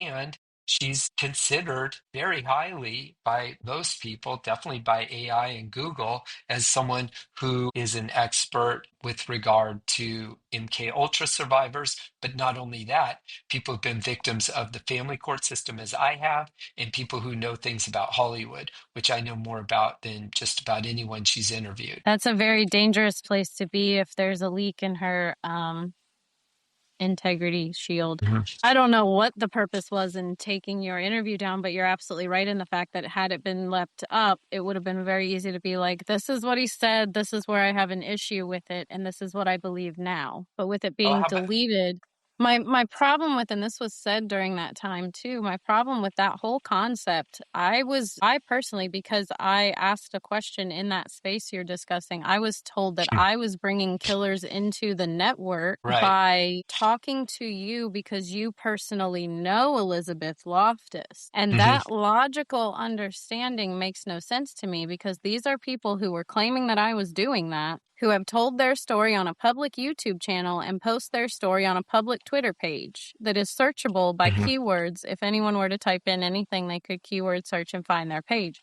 So if by chance me talking to you and you knowing Elizabeth Loftus is bringing killers into the network, what is talking about it on YouTube doing? Yeah, well, there's all kinds of problems with that. It's also not accurate. We talked about like Right. being accurate as being important. Accurate is very important in that. But that was an interesting Right. I would call that a logical fallacy. Like, I don't know where you go with that, but it just didn't make any sense. And that was the basis of a lot of reasons why Well, people blocked you or myself. yeah, I actually talked a lot about logical fallacies that I guess it's her husband, or who she says is her husband, he engages in that as just, he swims in logical fallacies like fish swim in water. That's just what he does. I mean, that's what he does. In Emma's case, I think a lot of what she does is she language in certain ways. So, as a Well, she's a trained master hypnotist, right? and she practices NLP, which are real things. And so she's got some skill with words, let's say. And so when she does things like that with me, she's using specific words, not necessarily as a matter of logic, but as an appeal to emotion, Yeah. which I guess is in itself a kind of logical fallacy, but she really works in the realm of emotions and fear and things like that. And so she was specifically using it in a way where she was hitting me pre-thought. So that she was attacking me at the level of, with her audience, she was hitting me with emotions. So like Mm-hmm. things were like fear, especially, Yeah. and using really extreme language and specific loaded words to do it. But Well, I mean, ones I'm that you, aware of like I that. said, you can't come back from. Like, it's Yeah, one yeah, thing to use, oh, exactly. he's a mean person and use large words that mean that. It's another thing, Right. and I'm just going to say this one to say, he's harassing me. And when I went and searched Hmm. what you've written about Emma, every time Right. she says a claim, you write, this is what happened. You deleted my interview. This is my Right. question. Please answer this. How Right. is that harassment? Yeah. Yeah. No, I'm it's sorry in that you haven't answered the questions, and I'm sorry that you did delete the interview, and I'm sorry that right. you're framing things strangely for whatever reason, but Right. that's not harassment. Right. And then Harassment if, is actually defaming yeah. someone, tagging them Right. negatively, making people block them because you don't like them, deleting Right. their interview and canceling their culture, their reputation, their drama. That is actually harassment, targeted bullying, cyber harassment. Those are It's also, physical, those are yeah. crimes. It's also So, Darvo. yeah. So, like, Darvo. it's textbook Yeah. problematic. But I've Darvo, seen a which, lot of people. Darvo is very good yeah. yeah, explain that one. Well, the reason why I think that's an excellent thing to talk about here, because it is on point. She's accusing me of that, which she's doing herself. But the person who coined that phrase is Jennifer Fried. And Jennifer Fried is the daughter of Peter and Pamela Fried, who are the people who started the False Memory Syndrome Foundation. And she was the Well, victim. that's a big full circle. Yeah, exactly. And so, and then all of that were things. So not just Elizabeth Loftus, but False Memory Syndrome Foundation, and also all of the Frieds. So the three of them, the two parents and the daughter. And Emma and I talked about that in big conversations under my pseudonym way before she even interviewed me. So not only that, she either knew or should have known, as someone doing what she's doing and talking about what she's talking about, And I actually think it's a combination of both. She knew stuff she's pretending like she didn't know, and she's also not very knowledgeable about some of the things that she does. So I Well, and actually she's think, technically planting false memories by going under every situation and saying false things about you harassing her or whatever. Or I right. saw things where she was talking about how you had abused your wife. And it's funny because the one false domestic abuse charge that I've heard of and Hmm. know of and seen and researched and found was about like yelling, right? And it didn't Hmm. happen, if I'm correct. And Right. so when you say like knowledgeable, it's one thing to know your story and to use your examples and your details against you. But it's Right. another thing to know that that story happened, hear you tell it, know that it was seemingly a contrived situation from your actress wife to create a story, and then Hmm. falsely claim that later as a big thing to tarnish your reputation. That's a spin doctor. Well, there's no justification for it because it's not fair in my case, but that means she's interviewed hundreds of people, I think, at this point, or at least conducted hundreds of interviews. It calls into question not necessarily the people on the other side, who, for the most part, I think are giving their important and very best firsthand accounts of what they've experienced. Right. Yeah, this means nothing about them. But it calls, well, except for a little bit, because then you have to wonder which ones are the exceptions to the rule and are any of them contrived? And is she an honest broker as the person who should be beyond reproach? And she's obviously not in lots of different ways. It's a problem because, like, let's just stipulate that there is something to the accusations that were made against me that I say are 100% false. Then why not examine that? Why just take what you presented to your entire audience in on X and other places for years as being factual and that I'm a victim? And not only that, an important one, because I was one of the first men that she talked to when she said she Right. wanted them to come forward. And then to, like, with no explanation, just completely take the other side as if that's true and with no support. It would actually, to be fair, it would require maximum explanation, because what you're doing is you're basically doing a 180 on what you said before. And so if she did find that out, what I would expect someone in that position to do to say to her audience, hey, first of all, apologize to my audience. I know that you trust and follow me, and I know you care about me and all of the people that I interview. I was wrong about this, and let me explain why. And not only that, it turns out his spouse was the real victim, and I'm going to try to interview her because she's a public person. She's been Yeah. interviewed by People magazine. She's been on lots of, she's pretty famous in two realms, in higher education as an expert professor and also as an actor. So I'm going to try to get her on this. Didn't do any of that. So I would offer, here's something that's far more Yeah. plausible, just because I don't know how much time we have and we could talk about it more. But far more plausible would be she was approached by someone affiliated with Dave Men's campaign. Not necessarily him. He might not know about it. I don't know. But maybe he does. Maybe he doesn't. I don't know. Maybe someone at UCI, maybe someone with the Democratic National Party, someone, because this is big league politics. This is the US Congress representing the county of Orange, Lots in of a people.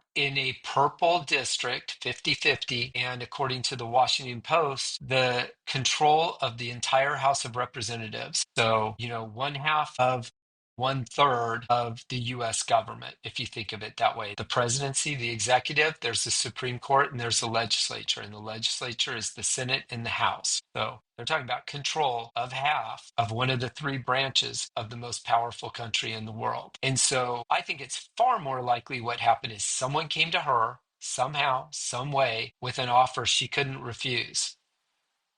How about some money? How about Right. we boost your podcast? How about we don't bust your husband? How about I have blackmail on you? How about I help you with your cannabis business? How about who knows what? A deal that was good that she didn't or couldn't refuse. And so part of that is here's the assignment. You got to take this guy out because this Yeah. story is going to ruin this campaign, and the entire campaign rests on it. Do I know that to be true? No. But it makes a hell of a lot more sense than all of a He sudden she woke up angry decided, at you after and 3 years. and there's no explanation for it. Yeah. So she doesn't make sense. I have a duty to talk about it. People cannot like it, whatever. And Well, I'll say one more thing too. All of the people who are lined up on her side of it, who don't want anything to do with me, who are friendly to me, or who we were kind of rolling together or something like that. And I don't think I'm going to name names here, but there's a lot of people like that. Then they're all suspect too, as far as I'm concerned. well, yeah, I agree with that. And that's the concerning part because I've said this quite often. The survivor community on X is one of the most toxic places I've ever been involved in my entire life. It's the most dangerous place for a survivor to be. It's the most like psyop filled filth ring. And I don't understand that because More than that's Facebook. yeah, Facebook is Oh so my much God. calmer. Threads is so much calmer. Like, Threads is Hmm. vicious. But like Hmm. I'm on all of them because of my marketing degree and Yeah. background, not business, not because like I want to um, Hmm. you know, study how all of this works. I just magically know this because I'm there all the time for work. And so like I've Right. never been in a more vicious. I've worked in the skincare industry and that is horrendous. Like Well, I've I'm worked at glad. perfume counters at Macy's. That commission structure is vicious. And I've never seen anything more difficult or stressful or dangerous Yeah. than that network. Because, like, for instance, so you're talking about this was 2024 when they blew up on you and deleted your interview. It was probably like 22, 21 Hmm. that your interview had been up. And No, so no, it's we're just looking 23. It was up 23. for So it'd been 300 up days. So for it was less than a okay, year. that's the 3 I was thinking of, not 3 years, 300 days. Okay, so it was up for Hmm. about a year, and Hmm. then it got deleted in 24. So I had been requested to be on her podcast, and I had been requested a few times to be on her podcast, and she had been messaging me. And what I find most interesting, and I think survivors need to understand this because from my perspective as a business owner, and I set up podcasts for people, and I Hmm. understand the concept of if you talk about this for an hour, you can make clips and that's your business. And then you're going to want to talk about Hmm. that stuff for a month because then it's driving all that traffic to Right. that podcast you discussed. So I can see it when someone will only talk about certain things or only mention certain things or do certain things on certain time frames or Hmm. whatever. And I also have been scheduling guests before. So it's been my job to understand, well, I'm going to answer this person today because I need them on the podcast today. And I can answer that Right. person tomorrow or maybe next week because they don't want to talk until like next year. So I understand that concept from a business perspective. And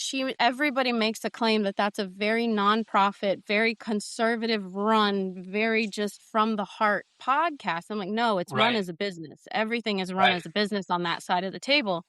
And so when you think about it, I was requested to be on there. I was like hounded to be on there. Every time I said, "Hey, can we have a conversation before I record with you?" Hmm. Yeah, yeah, sure. And then I wouldn't hear from her for a few weeks and Hmm. all this stuff. But publicly it's, "Yeah, sis, go, sis." Like all of the hype Hmm. squad stuff. Hmm. And then immediately, so that all blew up with you. I had this gigantic gut feeling that something is wrong and I couldn't figure it out. In that spaces that you held to just clear the air because of whatever, I joined Hmm. it because I was Yeah. like, Right. this is weird. And I don't Yeah. think like, I've talked to you about Elizabeth. I didn't think that was strange. I accidentally tagged a flying monkey in that and it set off a lot of things. And so I felt very unsafe in the Imagination Network Hmm. as a survivor who wanted to tell my story, wanted to get dots out so that other people could get their dots out that related and see how it had connected. But I wanted to Right. have a conversation first and I didn't feel comfortable. After that happened, I felt zero comfort with her network Hmm. at all. It felt like a contrived, like this is set to hurt Hmm. survivors. And I immediately got scared and didn't know what to do. So I know on Twitter that you can block somebody and they can still hit a button and read your stuff. It's not a block button. But I Right. immediately blocked her because I said, as a survivor, I don't feel comfortable with this. I don't want her Hmm. reading my stuff right now. I don't Right. understand. And so it was within hours. I had not heard from her for a long time because she had actually left me unread for a little bit. And within hours of me Mm. blocking her, I got a message that says, "Hey, Jen, I just wanted to check in. Did I do something to you? I see on Twitter Mm. you blocked me." And after not being on Twitter a ton the last couple of days, I'm confused. Mm. So that was while all that was going on, and her followers are being harnessed to block you and me because of lies and misunderstandings. Right. That doesn't seem normal because she is on Twitter. I see her responding. So why did you? So then I said, and I've never shared this publicly, but I think it's important that survivors understand what happens, because I responded to her privately because of personal security reasons, and I have not to this day Mm, ever heard back. mm, So in August of 24, I said, "Hi, Emma, it's nothing personal. I am not okay with the bullying techniques associated with your followers, and I love what you do. So out of my respect for you, and I'm not interacting anymore. I share your podcast with everyone I talk to because and I'm super disheartening that I was introduced to Brad in your podcast on your network with people I right. respected and and they have attacked me with a barrage of lies because I refuse to tar and someone I know for people I don't." Mm. And it was read, and I never heard another thing after that. But I have Because there's since been called Satanist. That group is Satanist. That group is defaming. Like, so I've been lumped in because I don't tar and feather you for what right. she wants people to. I've been lumped in and defamed also. I've been blocked by people who trusted me and asked me for help the day before. Yeah. And so I don't understand how that's not a targeted attack. And coming from someone who has such a high level of survivors on the podcast, high level survivors, that's Right. dangerous. Like, that's Yeah. very dangerous. Yeah.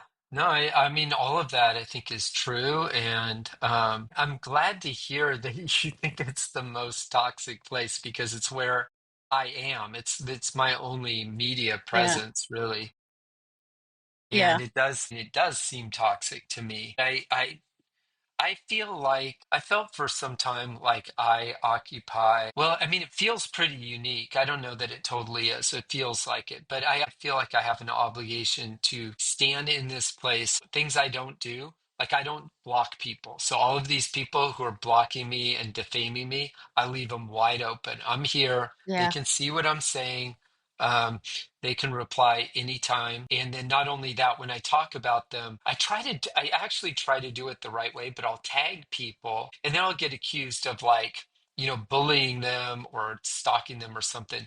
And it's never my intention to do that. When I do that, it's more like I'm saying, hey, I'm saying something about you that is Right. either rather negative or different from how you're presenting it. And I want to give you, it's almost like legal notice. I want to give you Twitter notice that I'm saying this about you to give you the chance to respond, and then we can have a conversation about it. But, Which is really the right way to do things. I mean, if you you're would going to think, bully someone, do it to their face and tag them so they have an opportunity to respond. And it's not what you're doing is well, and bullying. it's the I'm just way that you do it in a court of law. right. Um, I mean, it's part of the rules of procedure is, Right. I mean, I said a lot that's wrong about court, but, like courts as a place that are meant to, at least theoretically, and I think a lot of times they do in other areas. But the idea is to get at the truth and to render justice. So you have things like penalties for perjury, you have to tell the truth, but there's also notice, like you can't just come into a court, not tell the other party. Although that's actually what happened to me. That's another reason why it's so corrupt. I didn't even have notice, but that's a whole other story. Yeah. Like Let's wrap you this have and we'll talk that one next time. well, that you have to have notice. And so it's kind of like, I mean, it's not legal notice and it's not the exact same thing, but it's analogous where I'm basically saying, look, to be fair, I'm making these claims, Yeah. I'm saying these things are true, and I'm affording you the opportunity to know about it and to say your side if you want to. And then, of course, it's very rare, if ever, then any of them have anything to say I about it. think that part alone is where I haven't seen, and I don't read everything. I don't see everything everywhere. And I don't know any DMs, obviously, but I think I've never seen you be defamatory towards them. I've seen you respond. And I think some people feel like when you tag me, Mhm. that's a lot. And I think if you come up in Right. their tags, they're like, that's harassment. And I think I, sometimes that might be where they're calling harassment. And that's why I'm like, just read the yeah. post. Just read the post. Like, if people will just read the post, they But I will mean, but understand. maybe they don't want to read it. I Maybe they think, don't read it. Maybe they I don't think, understand. And she had me under I didn't watch podcasts when I stumbled Hmm. upon her stuff. I presented them and I produced them for others, but I didn't even listen to what I Hmm. produced. When I found her, I was so entranced. I watched 6-hour podcasts. I was watching 3 hours at a time. Every Hmm. word she had put out there, I was watching. That to me seems like a trance. I felt like Hmm. I was in a trance watching her stuff. Right. So that's interesting to think about as well, because as soon as I felt that gut, like this is a Right. different, like this feels different than like pain, betrayal, sadness, Twitter battle, Hmm. somebody doesn't like me. This Right. feels different. And it was Right. after that, like, I don't know if something removed from my eyes, but I see her as like, I want her to succeed. I have no hate for her. I do not understand the decisions that she makes if it's not for a purpose of controlling a narrative. And that's where I have a problem. I have a Yeah. problem with people who say they are a good intentioned person and they actually have bad intentions. And I can't prove that her intentions are not bad from my personal experiences and what I've seen others come from. And then I see where it's a very dangerous network that you have the largest amount of survivors talking to you and trusting you.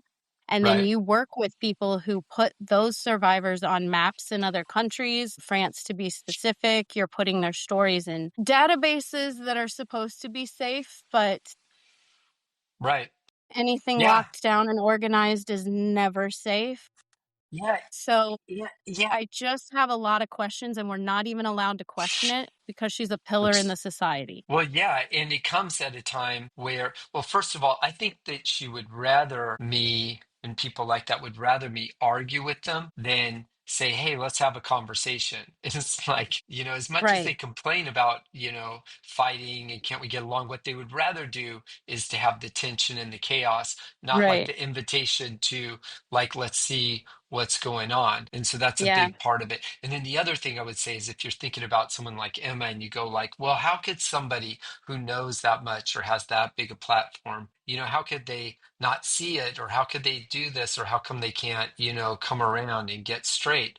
Well, I mean, look at things like the big efforts going on to keep silent the Epstein victims, or to keep out a lot of the things that are redacting, and to protect, the perpetrators, not just the victims, and like all of these things that are going on. I mean, it's not exactly the same thing, but it's basically in the same neighborhood. So why would they care so much about silencing that and controlling that narrative?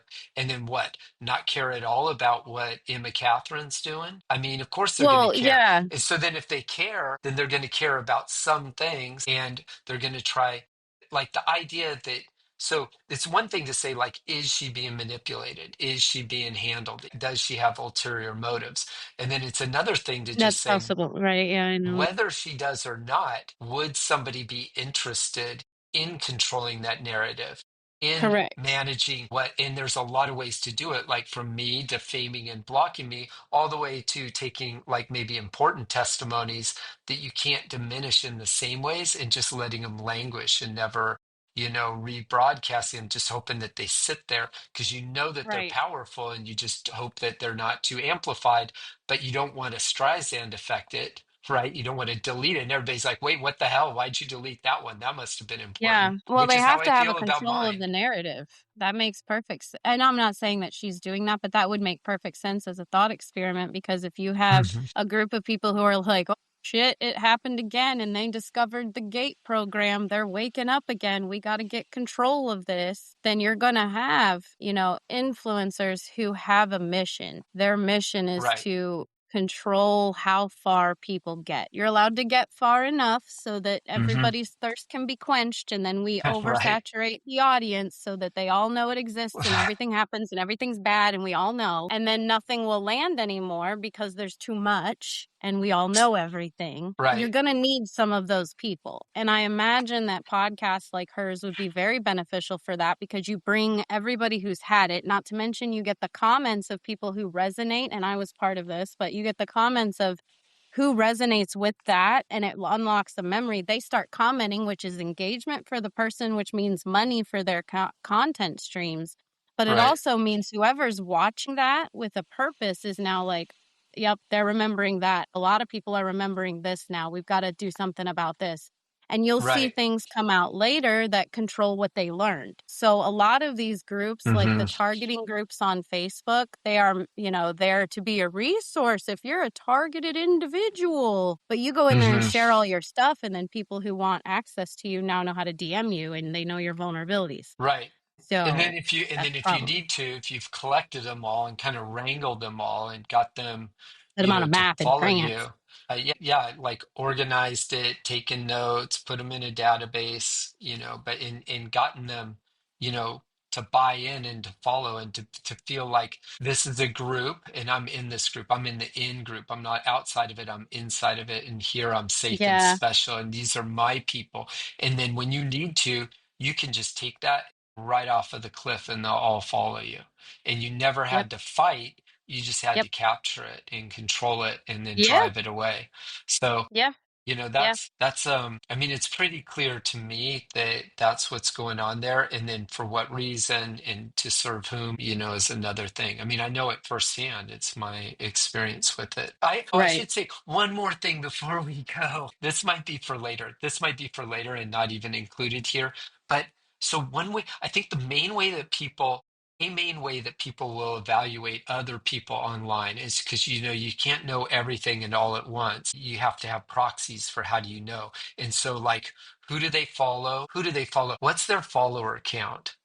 Is a big one. Do they have 100, 1,000, 10,000, a million? And Yeah. depending on the answer to that, that's going to say a whole lot, and I'm going to feel a certain way. Me, I'm going to feel that way a little bit less so and in different ways than others, but even still, I will. So for me, if I see someone with a big following, they'll be suspicious to me, especially if they're That's so disclosing interesting truth. that you have that standpoint. And I think that's a valuable perspective because it's opposite in the business world. But I'm not immune to it. And I'm also, and it's somewhat specific to this domain.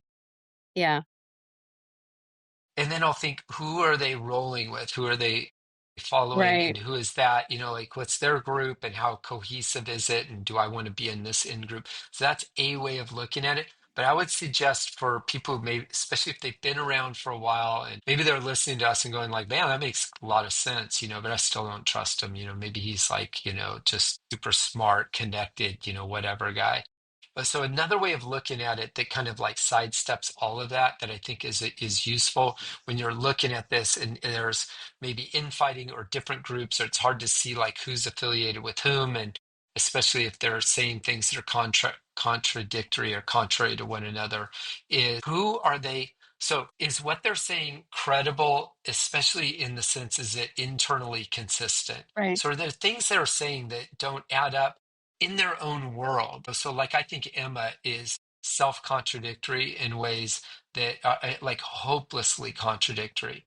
That she would do well if she was a sincere person to try to make straight, but I actually don't think that she can at this point without just coming clean, which would, be her undoing. So, but regardless, does it make sense? Is it internally consistent? Now, that's not the same thing as saying it's truthful. That would be like a carefully constructed narrative could answer that question in the affirmative. But like I would Yeah. point to myself and say, whether you believe me or not, I believe that I'm internally consistent. And that's part of why I say, like, fact check me. The other one is, so that's an important one. And then the other one that goes along with it and is in a way more important for this point is who is opposite them, or like maybe a little bit better, who stands to lose if this truth is made known in a big way. So Right. a good example of that, I think, is Megan Walsh. So if Megan Okay. Walsh has a big platform, if she's internally consistent, which I think she very much is, and people know and understand her story widely, she's the little sister to Adam Walsh. She's the infant that President Reagan is holding. She's the one that is essential for getting the Adam Walsh Act passed, which is the prerequisite for the National Center for Missing and Exploited Children, and also America's Most Wanted, which was prerequisite for Fox, the network in the United States, which was owned by Rupert Murdoch. So, who stands to lose if people know about Megan Walsh? Dan Bongino is blown up, and it goes on and on and on. I think my case is a lot like that. I think you can argue that Megan Walsh is even more than me, but mine is there's some Yeah. pretty big people opposite mine. and then some other people too, like Callie Shea, Mona Barnett. Yeah. And so it's a different way of evaluating people instead of looking like, well, how popular are they, especially in this environment that's toxic, that has external pressure on it. And look at like, if what they're saying is true, if it looks like it's credible, if it looks like it's at least worth being heard, who wants that silence? But I'll give you a super good one and we can end with Wendy Miller. Right. Yeah, we need to do a whole episode on her, Nobody, but yeah. nobody in power wants that story. Nobody. Radio silence. That's a really good thing. Why, too? Because what she was doing was so important. And that would So be one to important. pick up and carry on. We need to carry this torch. Everybody needs to know who she was. We need to, He was, let it be known. people know about Nancy Schaefer, and she's not Yeah. exactly the same. She's not a politician, but A lot of people don't know about her, but yeah, she was the best, most articulate, most effective advocate for children in the United States when she was murdered, and nobody knows her. I mean, it just no doesn't make question. sense to me. It doesn't. The only way to make sense is to say, well, who wants to keep her silent? Well, that would be something to have people decide when they watch that. What was the I call it a documentary, but it was a piece on it. Who did that? It wasn't Was people. oxygen? Oxygen, that's what Oprah's Oxygen Network? No, it's I think it's actually owned by, it's affiliated with Oxygen's different. Yeah. it's with Okay. Nickelodeon. At least it had some Oh, well, shared, hey. yeah, it had some So what's shared interesting about ownership or that something. yeah, so the oxygen piece about Wendy Miller was interesting to me, at least, because reading the story on Wings of Justice, hearing what you said about being the last person to chat with her, Hmm. and you were just disclosing your case and stuff, and who was at the event right before is very interesting to me because in the documentary, in the piece, they make it very much known that it was just a random thing. She was in the wrong place at the wrong time. They almost position her as like she was at a bar for a one night stand, and Right. that is irritating in itself, but they position that, then they say that she was at the wrong place at the wrong time, and then they go into how, they even so much as asked the ex-husband who's a pastor in Colorado, and he seems like a great guy. It's not hard to research why Wendy was doing this. It's not hard to research what the allegations were against Hmm. this ex-husband who's a pastor in Colorado and find out that she said he abused their children in such a bad way, she chose to go to jail trying to protect them. And none of that was brought up at all. None of that was Hmm. discussed. He seems like a great guy, so that avenue was shut down. We're not really sure. Seems like it was just an accident, an intentional accident. She was in the wrong place, but this person meant to do it because No, yeah, when the truth was she was a victim of just about every kind of abuse you could be a victim of in a for a domestic long time. situation. She was married to a pastor who was sexually abusive, physically abusive, psychologically, financially, verbally, every way you could be abused.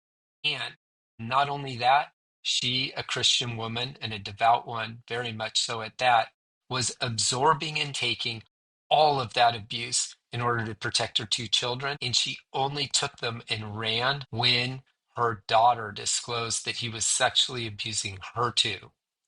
That's what she says. That's her testimony. So And there her are, daughter told her that, and the cops, and that has to be public knowledge. That has to be no, in the no, no. court cases somewhere, She's right?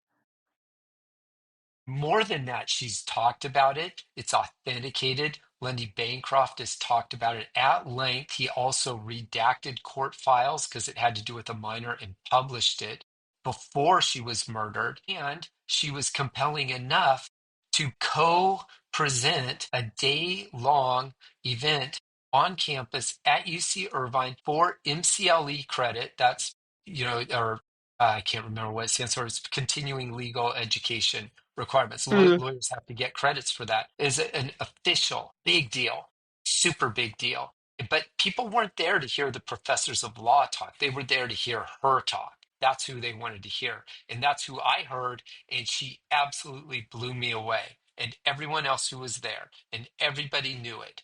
And what she was doing that was different is Well, she's doing a few things different. First of all, she was better than everybody else. She had a master's degree in psychology. She was a clinical psychologist. She was court watching. She was advocating for other moms and dads. She was interviewing children, not just adults. She was, was not making a distinction on gender like so many people do. It was mainly moms, almost all moms, but she wasn't making that difference, which is why she was willing to help me. And she was doing it all as a survivor and someone who was still separated from her children. And she was amazing. She just finished filming for a documentary that was being edited, so it didn't get done. And then I the was gonna last say, did that ever get released? No. no, I mean in parts, and it's kind of available, and it's one thing I mean to do.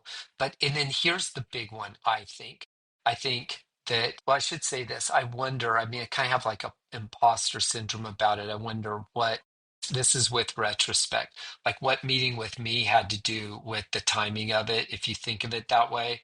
I mean, someone was I've thought convicted for about it. it, so there's facts, but I mean, she was a mom who was a psychologist and a really good one. And I was a dad who was a lawyer, and we had connected and we had seen things exactly the same way. And we had planned my case. And it was only hours after that she was murdered. So that's one thing. The other thing is, and she's the only one I've really heard do it.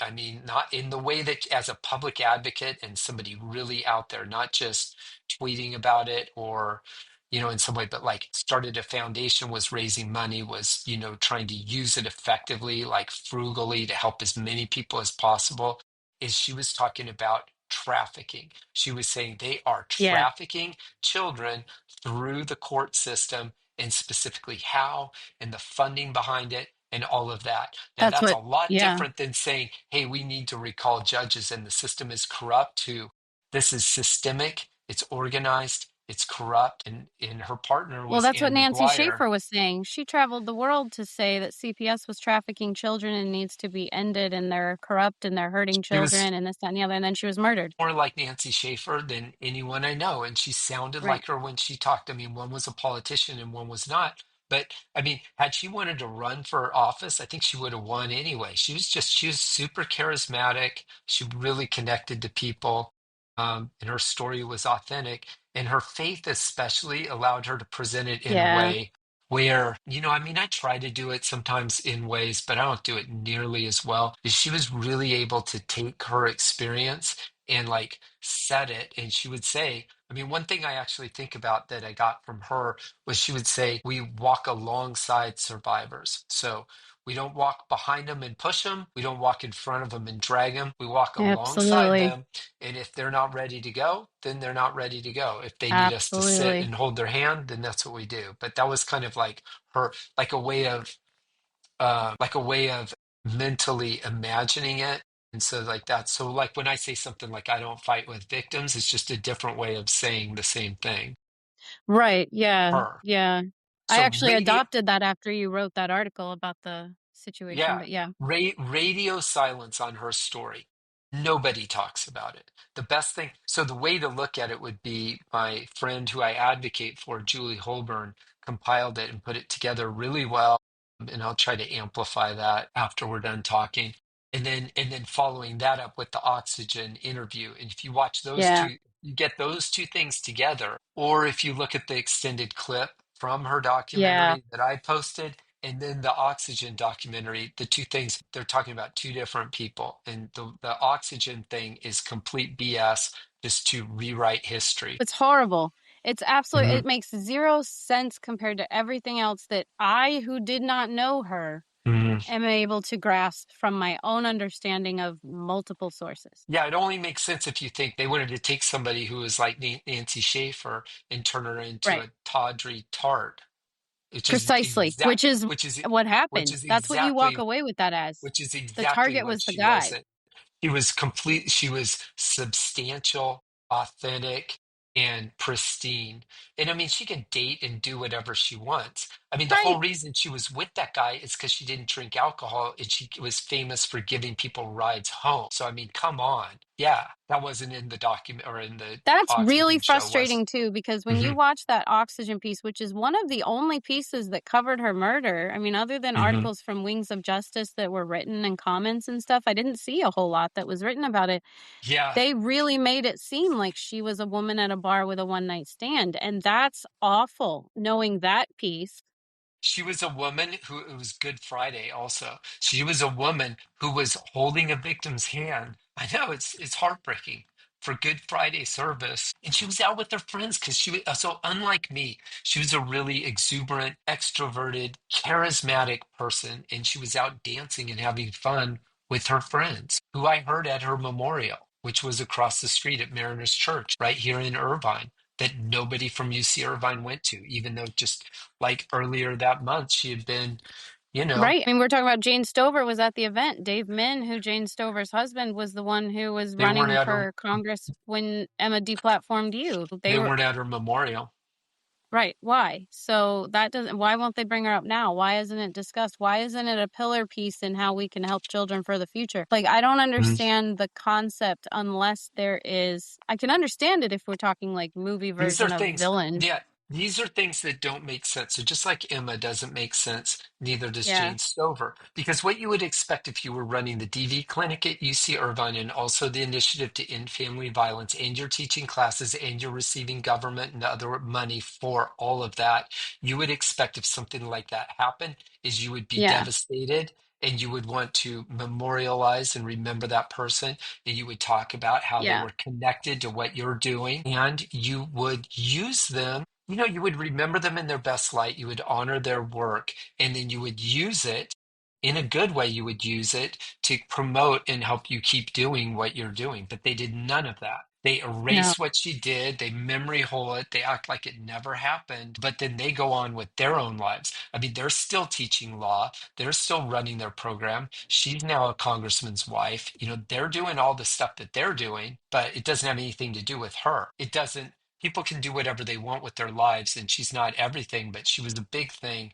And to have something like that happen, have such an awesome person just, you know, murdered, shot in the head, killed, execution style. That was printed in memory hold. And then to not talk about it, especially as someone who wants to To talk about not gun talk about it, control. to make such a, exactly, to make such a small deal of it. So the more that time goes on, the worse it gets. So at the beginning, I mean, I didn't want to talk about it and I wanted to give people space, and I thought it must be traumatic for these people. But now, all these years later, I wonder Well, that had about to it. be I'm like, scary too, being the last person to talk to her, and all of a sudden, I mean, without knowing what Oxygen was going to say, how it was just her in the wrong spot, it had to be well, that kind of was a nerve long time wracking. afterwards. Well, I mean, I felt like to think much about it would be like, I felt like imposter syndrome or something, because there were people who had known her for decades, and she was from Orange County. So there were people who knew her growing up. There was, I mean, she was so loved. There were, I mean, there was huge, it was overflowing at this huge church. That there were over 1,000 people there. I mean, it was big. And so I felt like I mean, if you think about it, I just met her. I didn't really know her that well. It was hugely important to me, but I didn't really know her. So I felt like to take space out. Even at the end, the one thing I did was and I went by myself. I mean, I watched the whole thing. I took it all in as best I could. I mean, it was absolutely heartbreaking because it was affecting me personally also. And I felt selfish for thinking of it that way. But I felt like when we met, I felt like I You felt finally had hope. I felt with her, there was nothing that could stop me. It was the only missing piece. Because remember, I had all of these experts, I had everything on my side. And to have Yeah. her advocating with me, I felt like there was Yeah. nothing that could stop us. On the other hand, I felt like it wasn't for me, it wasn't my longtime friend, it wasn't the person I had been working with, it was the person I was going to work with. So yeah, it's over time that it comes to be suspicious. The one thing I did was I met her mom and I stood in line, and I mean I could not even imagine. I mean, Yeah, that's not, no. I mean it's hard for me to talk about even now. I stood in line to greet her and I met her, and I just, I mean as best I could, I told her how sorry I was and how much she meant to me. And her mom, this is what she said. Her mom said, she said, "You're the dad. You're the lawyer." I went, "What?" She said, "Yeah, she told me about you." So between when we Oh, met to plan my no. case and when she was murdered, she had talked to her mom. And the Oh reason my they even God. went to, yeah, and the reason they went to look for her, I mean, I was banging on it when her roommate called me. But the other thing that happened is her mom was calling saying, my daughter's not here. What's going on? Because Yeah. she was murdered the night of Good Friday, so which was the 19th. So that's why it was technically on the 20th. It was Saturday, but she didn't Yeah. show up for church on Sunday, which was like she would Lord. always be at church with her mom. Yeah. And so then her mom was calling. So when her roommate was trying to file a missing persons report with Costa Mesa police, they didn't take her report. They said she isn't missing long enough. They just didn't want to do the work. I mean, so again, a protected person, probably with a safe address, who's such a prominent advocate in her hometown. Her roommate was reporting. Her roommate said, so again, this is another thing. Her roommate is saying she always comes home. She would never not come home. And her roommate Yeah. isn't even a survivor. She was just talking about her roommate would never do that. She's like, she's a victim. She would never do this. She would always.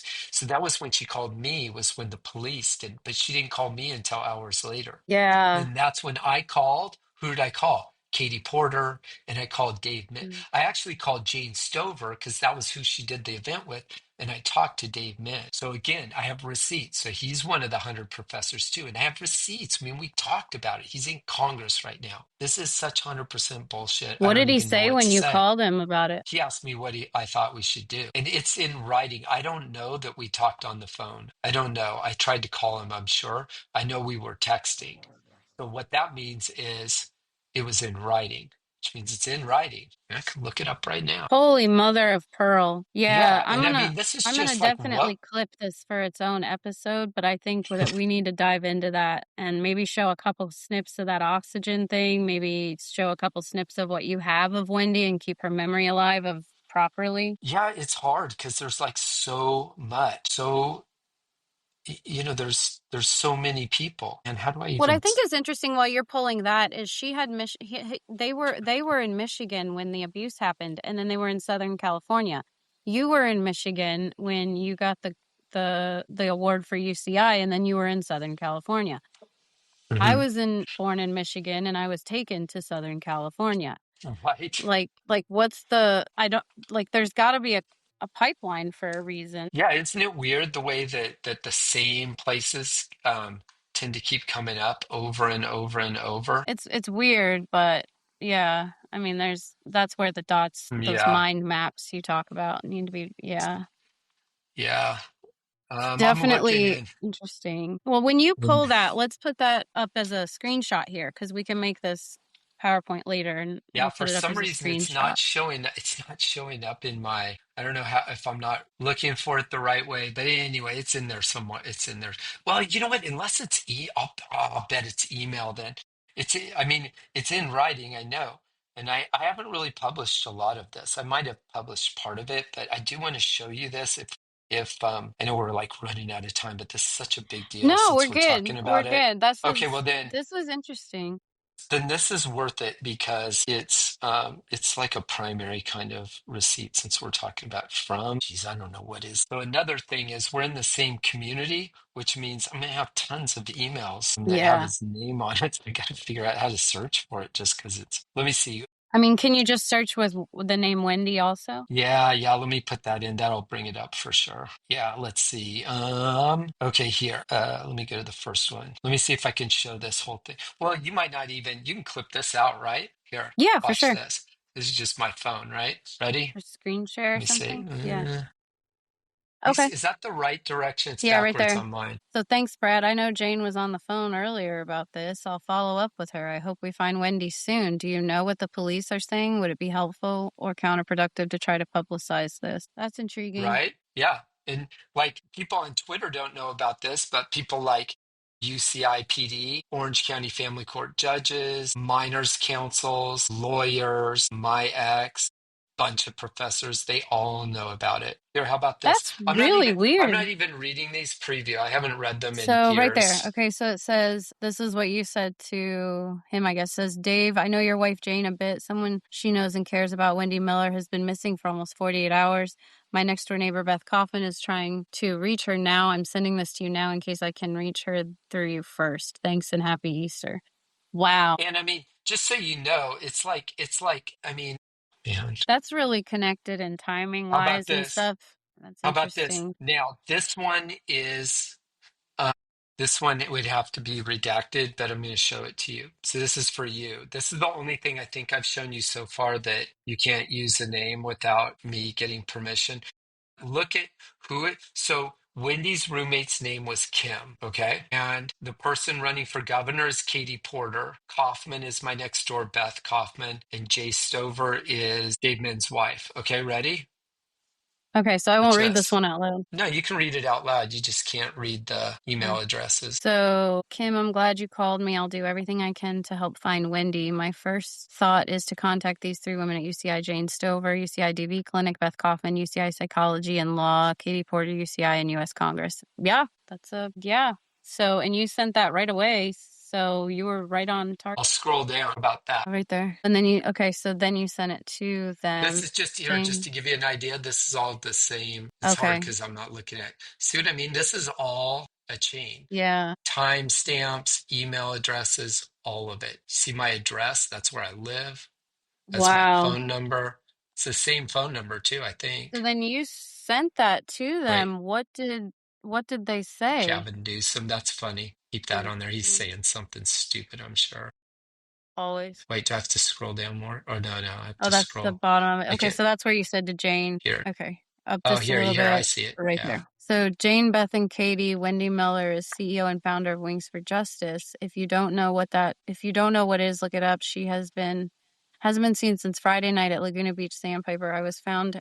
Just found out from her roommate Kim, who is trying to find her. Costa Mesa Police Department is filing a missing persons report, I think, but law enforcement needs to step this up in a big way. Drop everything to deal with this now. I'm in Chino Hills. Interesting. Right? So that's me. Interesting. What did they Finally say? get, I think I was talking or texting with my next door neighbor, and I remember that I couldn't get Jane on the phone, but I mean I didn't know her. I met her just at the same time, so I barely knew Oh, her. But I mean I knew Beth okay. Kaufman, my next door neighbor, really well.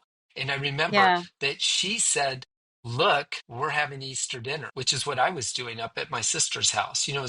It was like mid to late afternoon, I guess, but Yeah. or dinner, but early.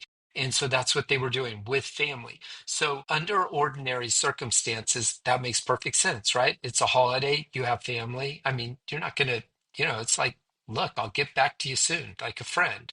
And that was when I was saying, no, effing drop everything now. Doesn't matter. Yeah. Doesn't matter if you're having Easter dinner with the Pope. I mean, you got to Yeah. stop. You got to drop everything. And then so Beth did. I don't think I've ever talked with her that way before. I only would in this kind of extraordinary circumstance just because she didn't know. It wasn't like, so Beth doesn't do this. She's a psychologist. She's doing other stuff in another place. She wasn't at the event. She just told me about it because she thought it might help me. So I had to now Jean Stover, that's different. I mean, she runs the clinic. It's her deal. That's what she does. Beth Kaufman's not a lawyer. Jane Stover Yeah. is. She's running the clinic. I couldn't get to her, so I was trying to figure out a way to get to her. But I know all of those people I knew that I've known that long, and they know me.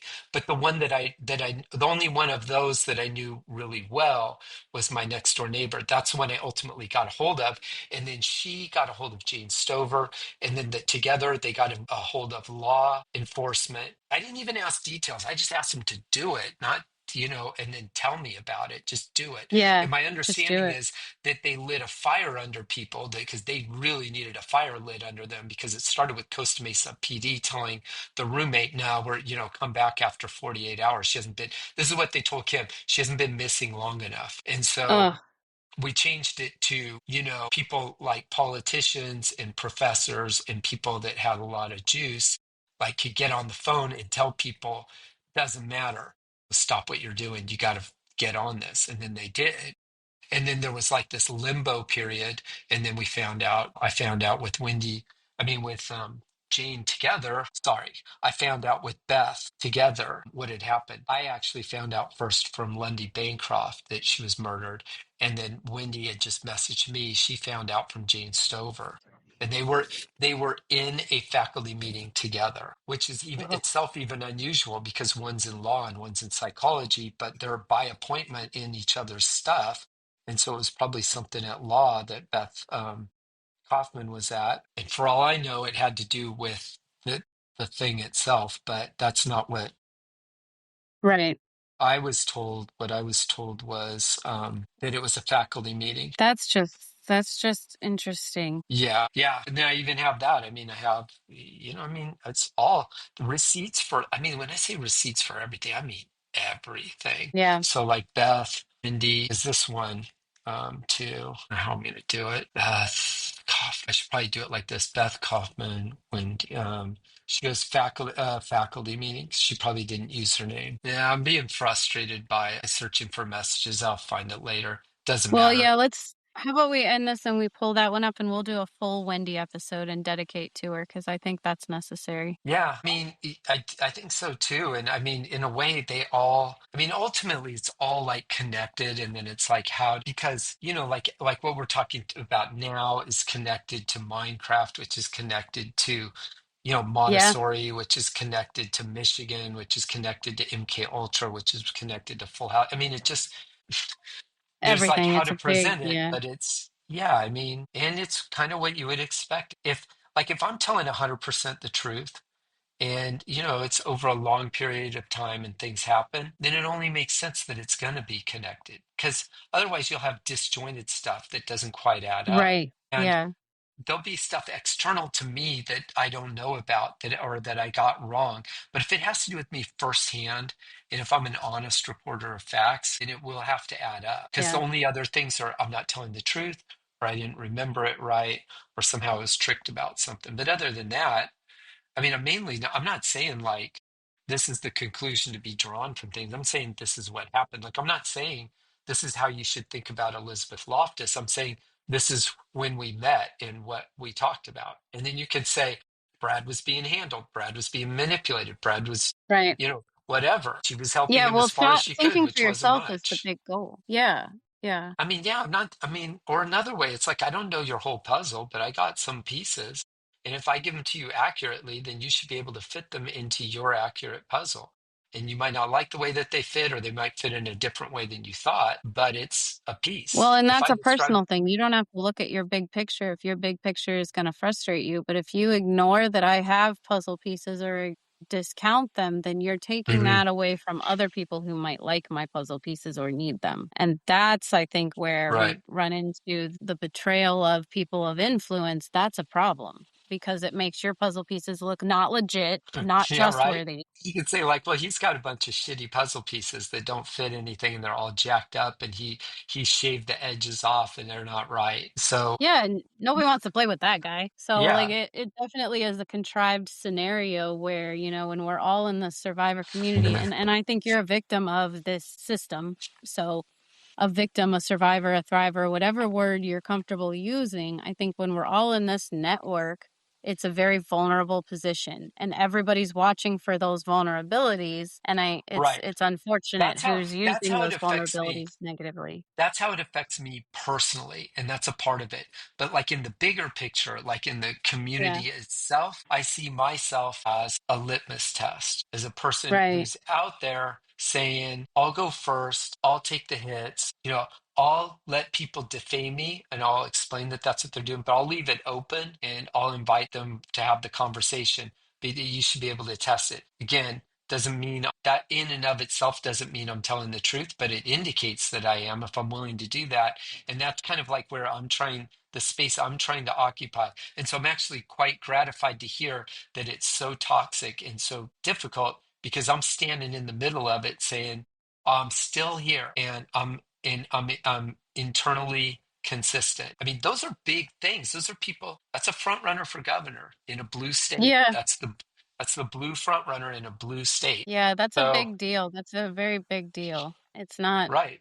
it's So I'm not not small. surprised that influential people with big platforms would want to either ignore me or take me out. I mean, I'm not surprised either. It's just it's disheartening, and that's that whole playbook that happens against whistleblowers that stops them from being able to speak. And I go through this all the time. I different on every platform based on how the platform responds, but I have the same Yeah. message. right? Like I Right. don't lie. Right. So like on Threads, I'm a lot feistier because those people they're angry over there, but Oh. they don't know why they're angry, right? Like on X, Hmm. people are angry for contrived reasons and they have their own pigeonhole of things and they can't see out of that version. Well, I But like feel on like, Threads, they yeah, don't know anything and they're just mad angry about things that don't make right. sense. And so I Well, I would, often tell people on Threads, I'm like, hey, like there's a lot going on in the world that you don't know about because you're unwilling to get off this app. And you'll find more if you'll get off there. And so I'm feisty over there and I talk about it and stuff. But people say that all the time. When I talk about like I'll talk about Megan Walsh, I'll talk about Jennifer Guskin. I'll talk about Bailey Templeton. I'll talk about you. Like I take your stuff and I'm like, did you see what so and so said? And they're mhm. interested. They won't jump onto the platform to go get more. They want somebody to speak it to them. How is Well, you that can going to help ask us? them.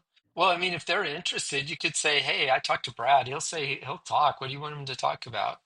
That's You why I'm know? doing these podcasts because there's a Yeah, lot that'd be of cool. questions over there, and they're like, we won't go over to Elon's platform." I'm like, I don't, okay, don't Yeah, go over to Elon's platform, but I'll Google come search the over. stuff. Yeah, I mean, I'll come over to them. I mean, it's sort of like, I mean, I'm willing to engage with people here, but they're running ops and they want to fight Right, about things like that don't superficial matter. things. Yeah, superficial things. Like they don't want to talk about my receipts. They don't want to Right. interview my ex. They don't want to find out what's going on. They want to do this thing, which tells me they're either superficial or they've got an or they're not or they're substantial, but they're running some sort of agenda or operation for whatever reason. Right, which is also concerning, but yeah. Yeah, I mean, so it's all good as far as I'm concerned. Like I don't care too much other than I'm aware of what it's cost me and my family.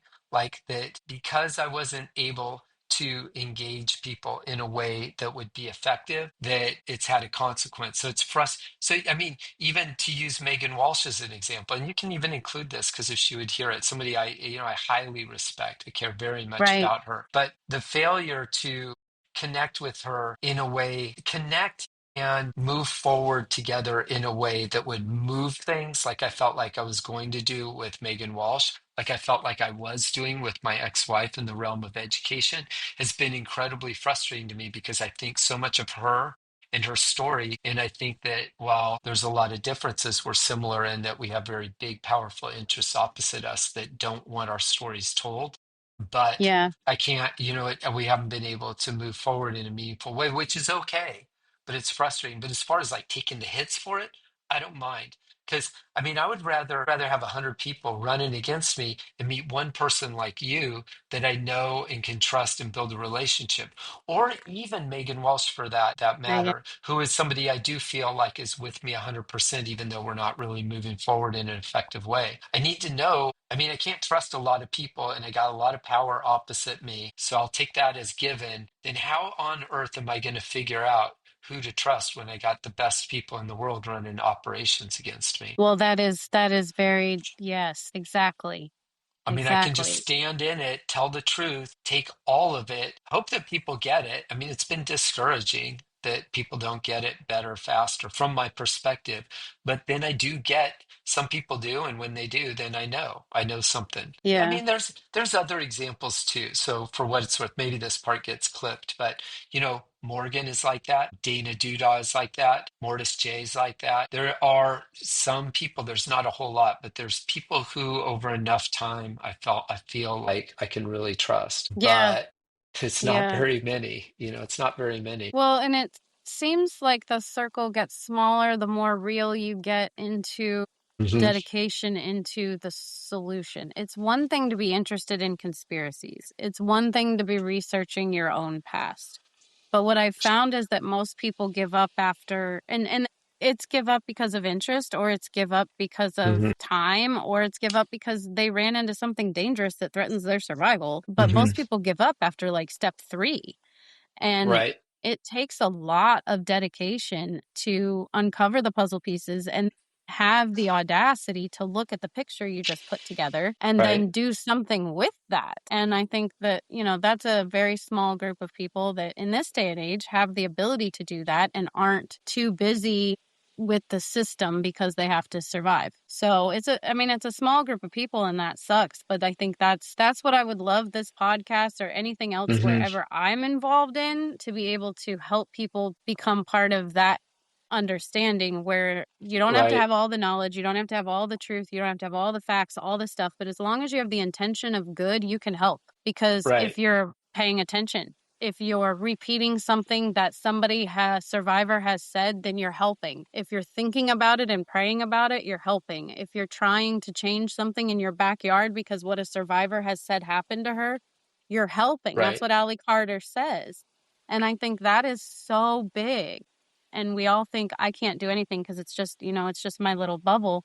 And then when we get these defamation situations, or these, I don't know who to believe, it's all confusing, like psyops, we further distance from being able to just do the small thing of, I'm listening to you. Your story sounds like that was awful for you, and I'm very sorry you went through that. How can I Right. help? And I think that's a big Exactly. piece. Here, like just to finish it, look at this that just came in. I just got this 13 seconds ago. I don't know if you can see it. Sheriff, look at what he wrote. Dad, child predator should never walk free again. I'll die on this hill. Like, so in terms of projection, when he says, I'll Hmm. die on this hill, Yeah, you know what I'm going to write? Will you die on that hill for Allie Carter? right? Because he never did anything while her case was up in his area, in the very least amount of discussions. But I know we'll get into that in another topic.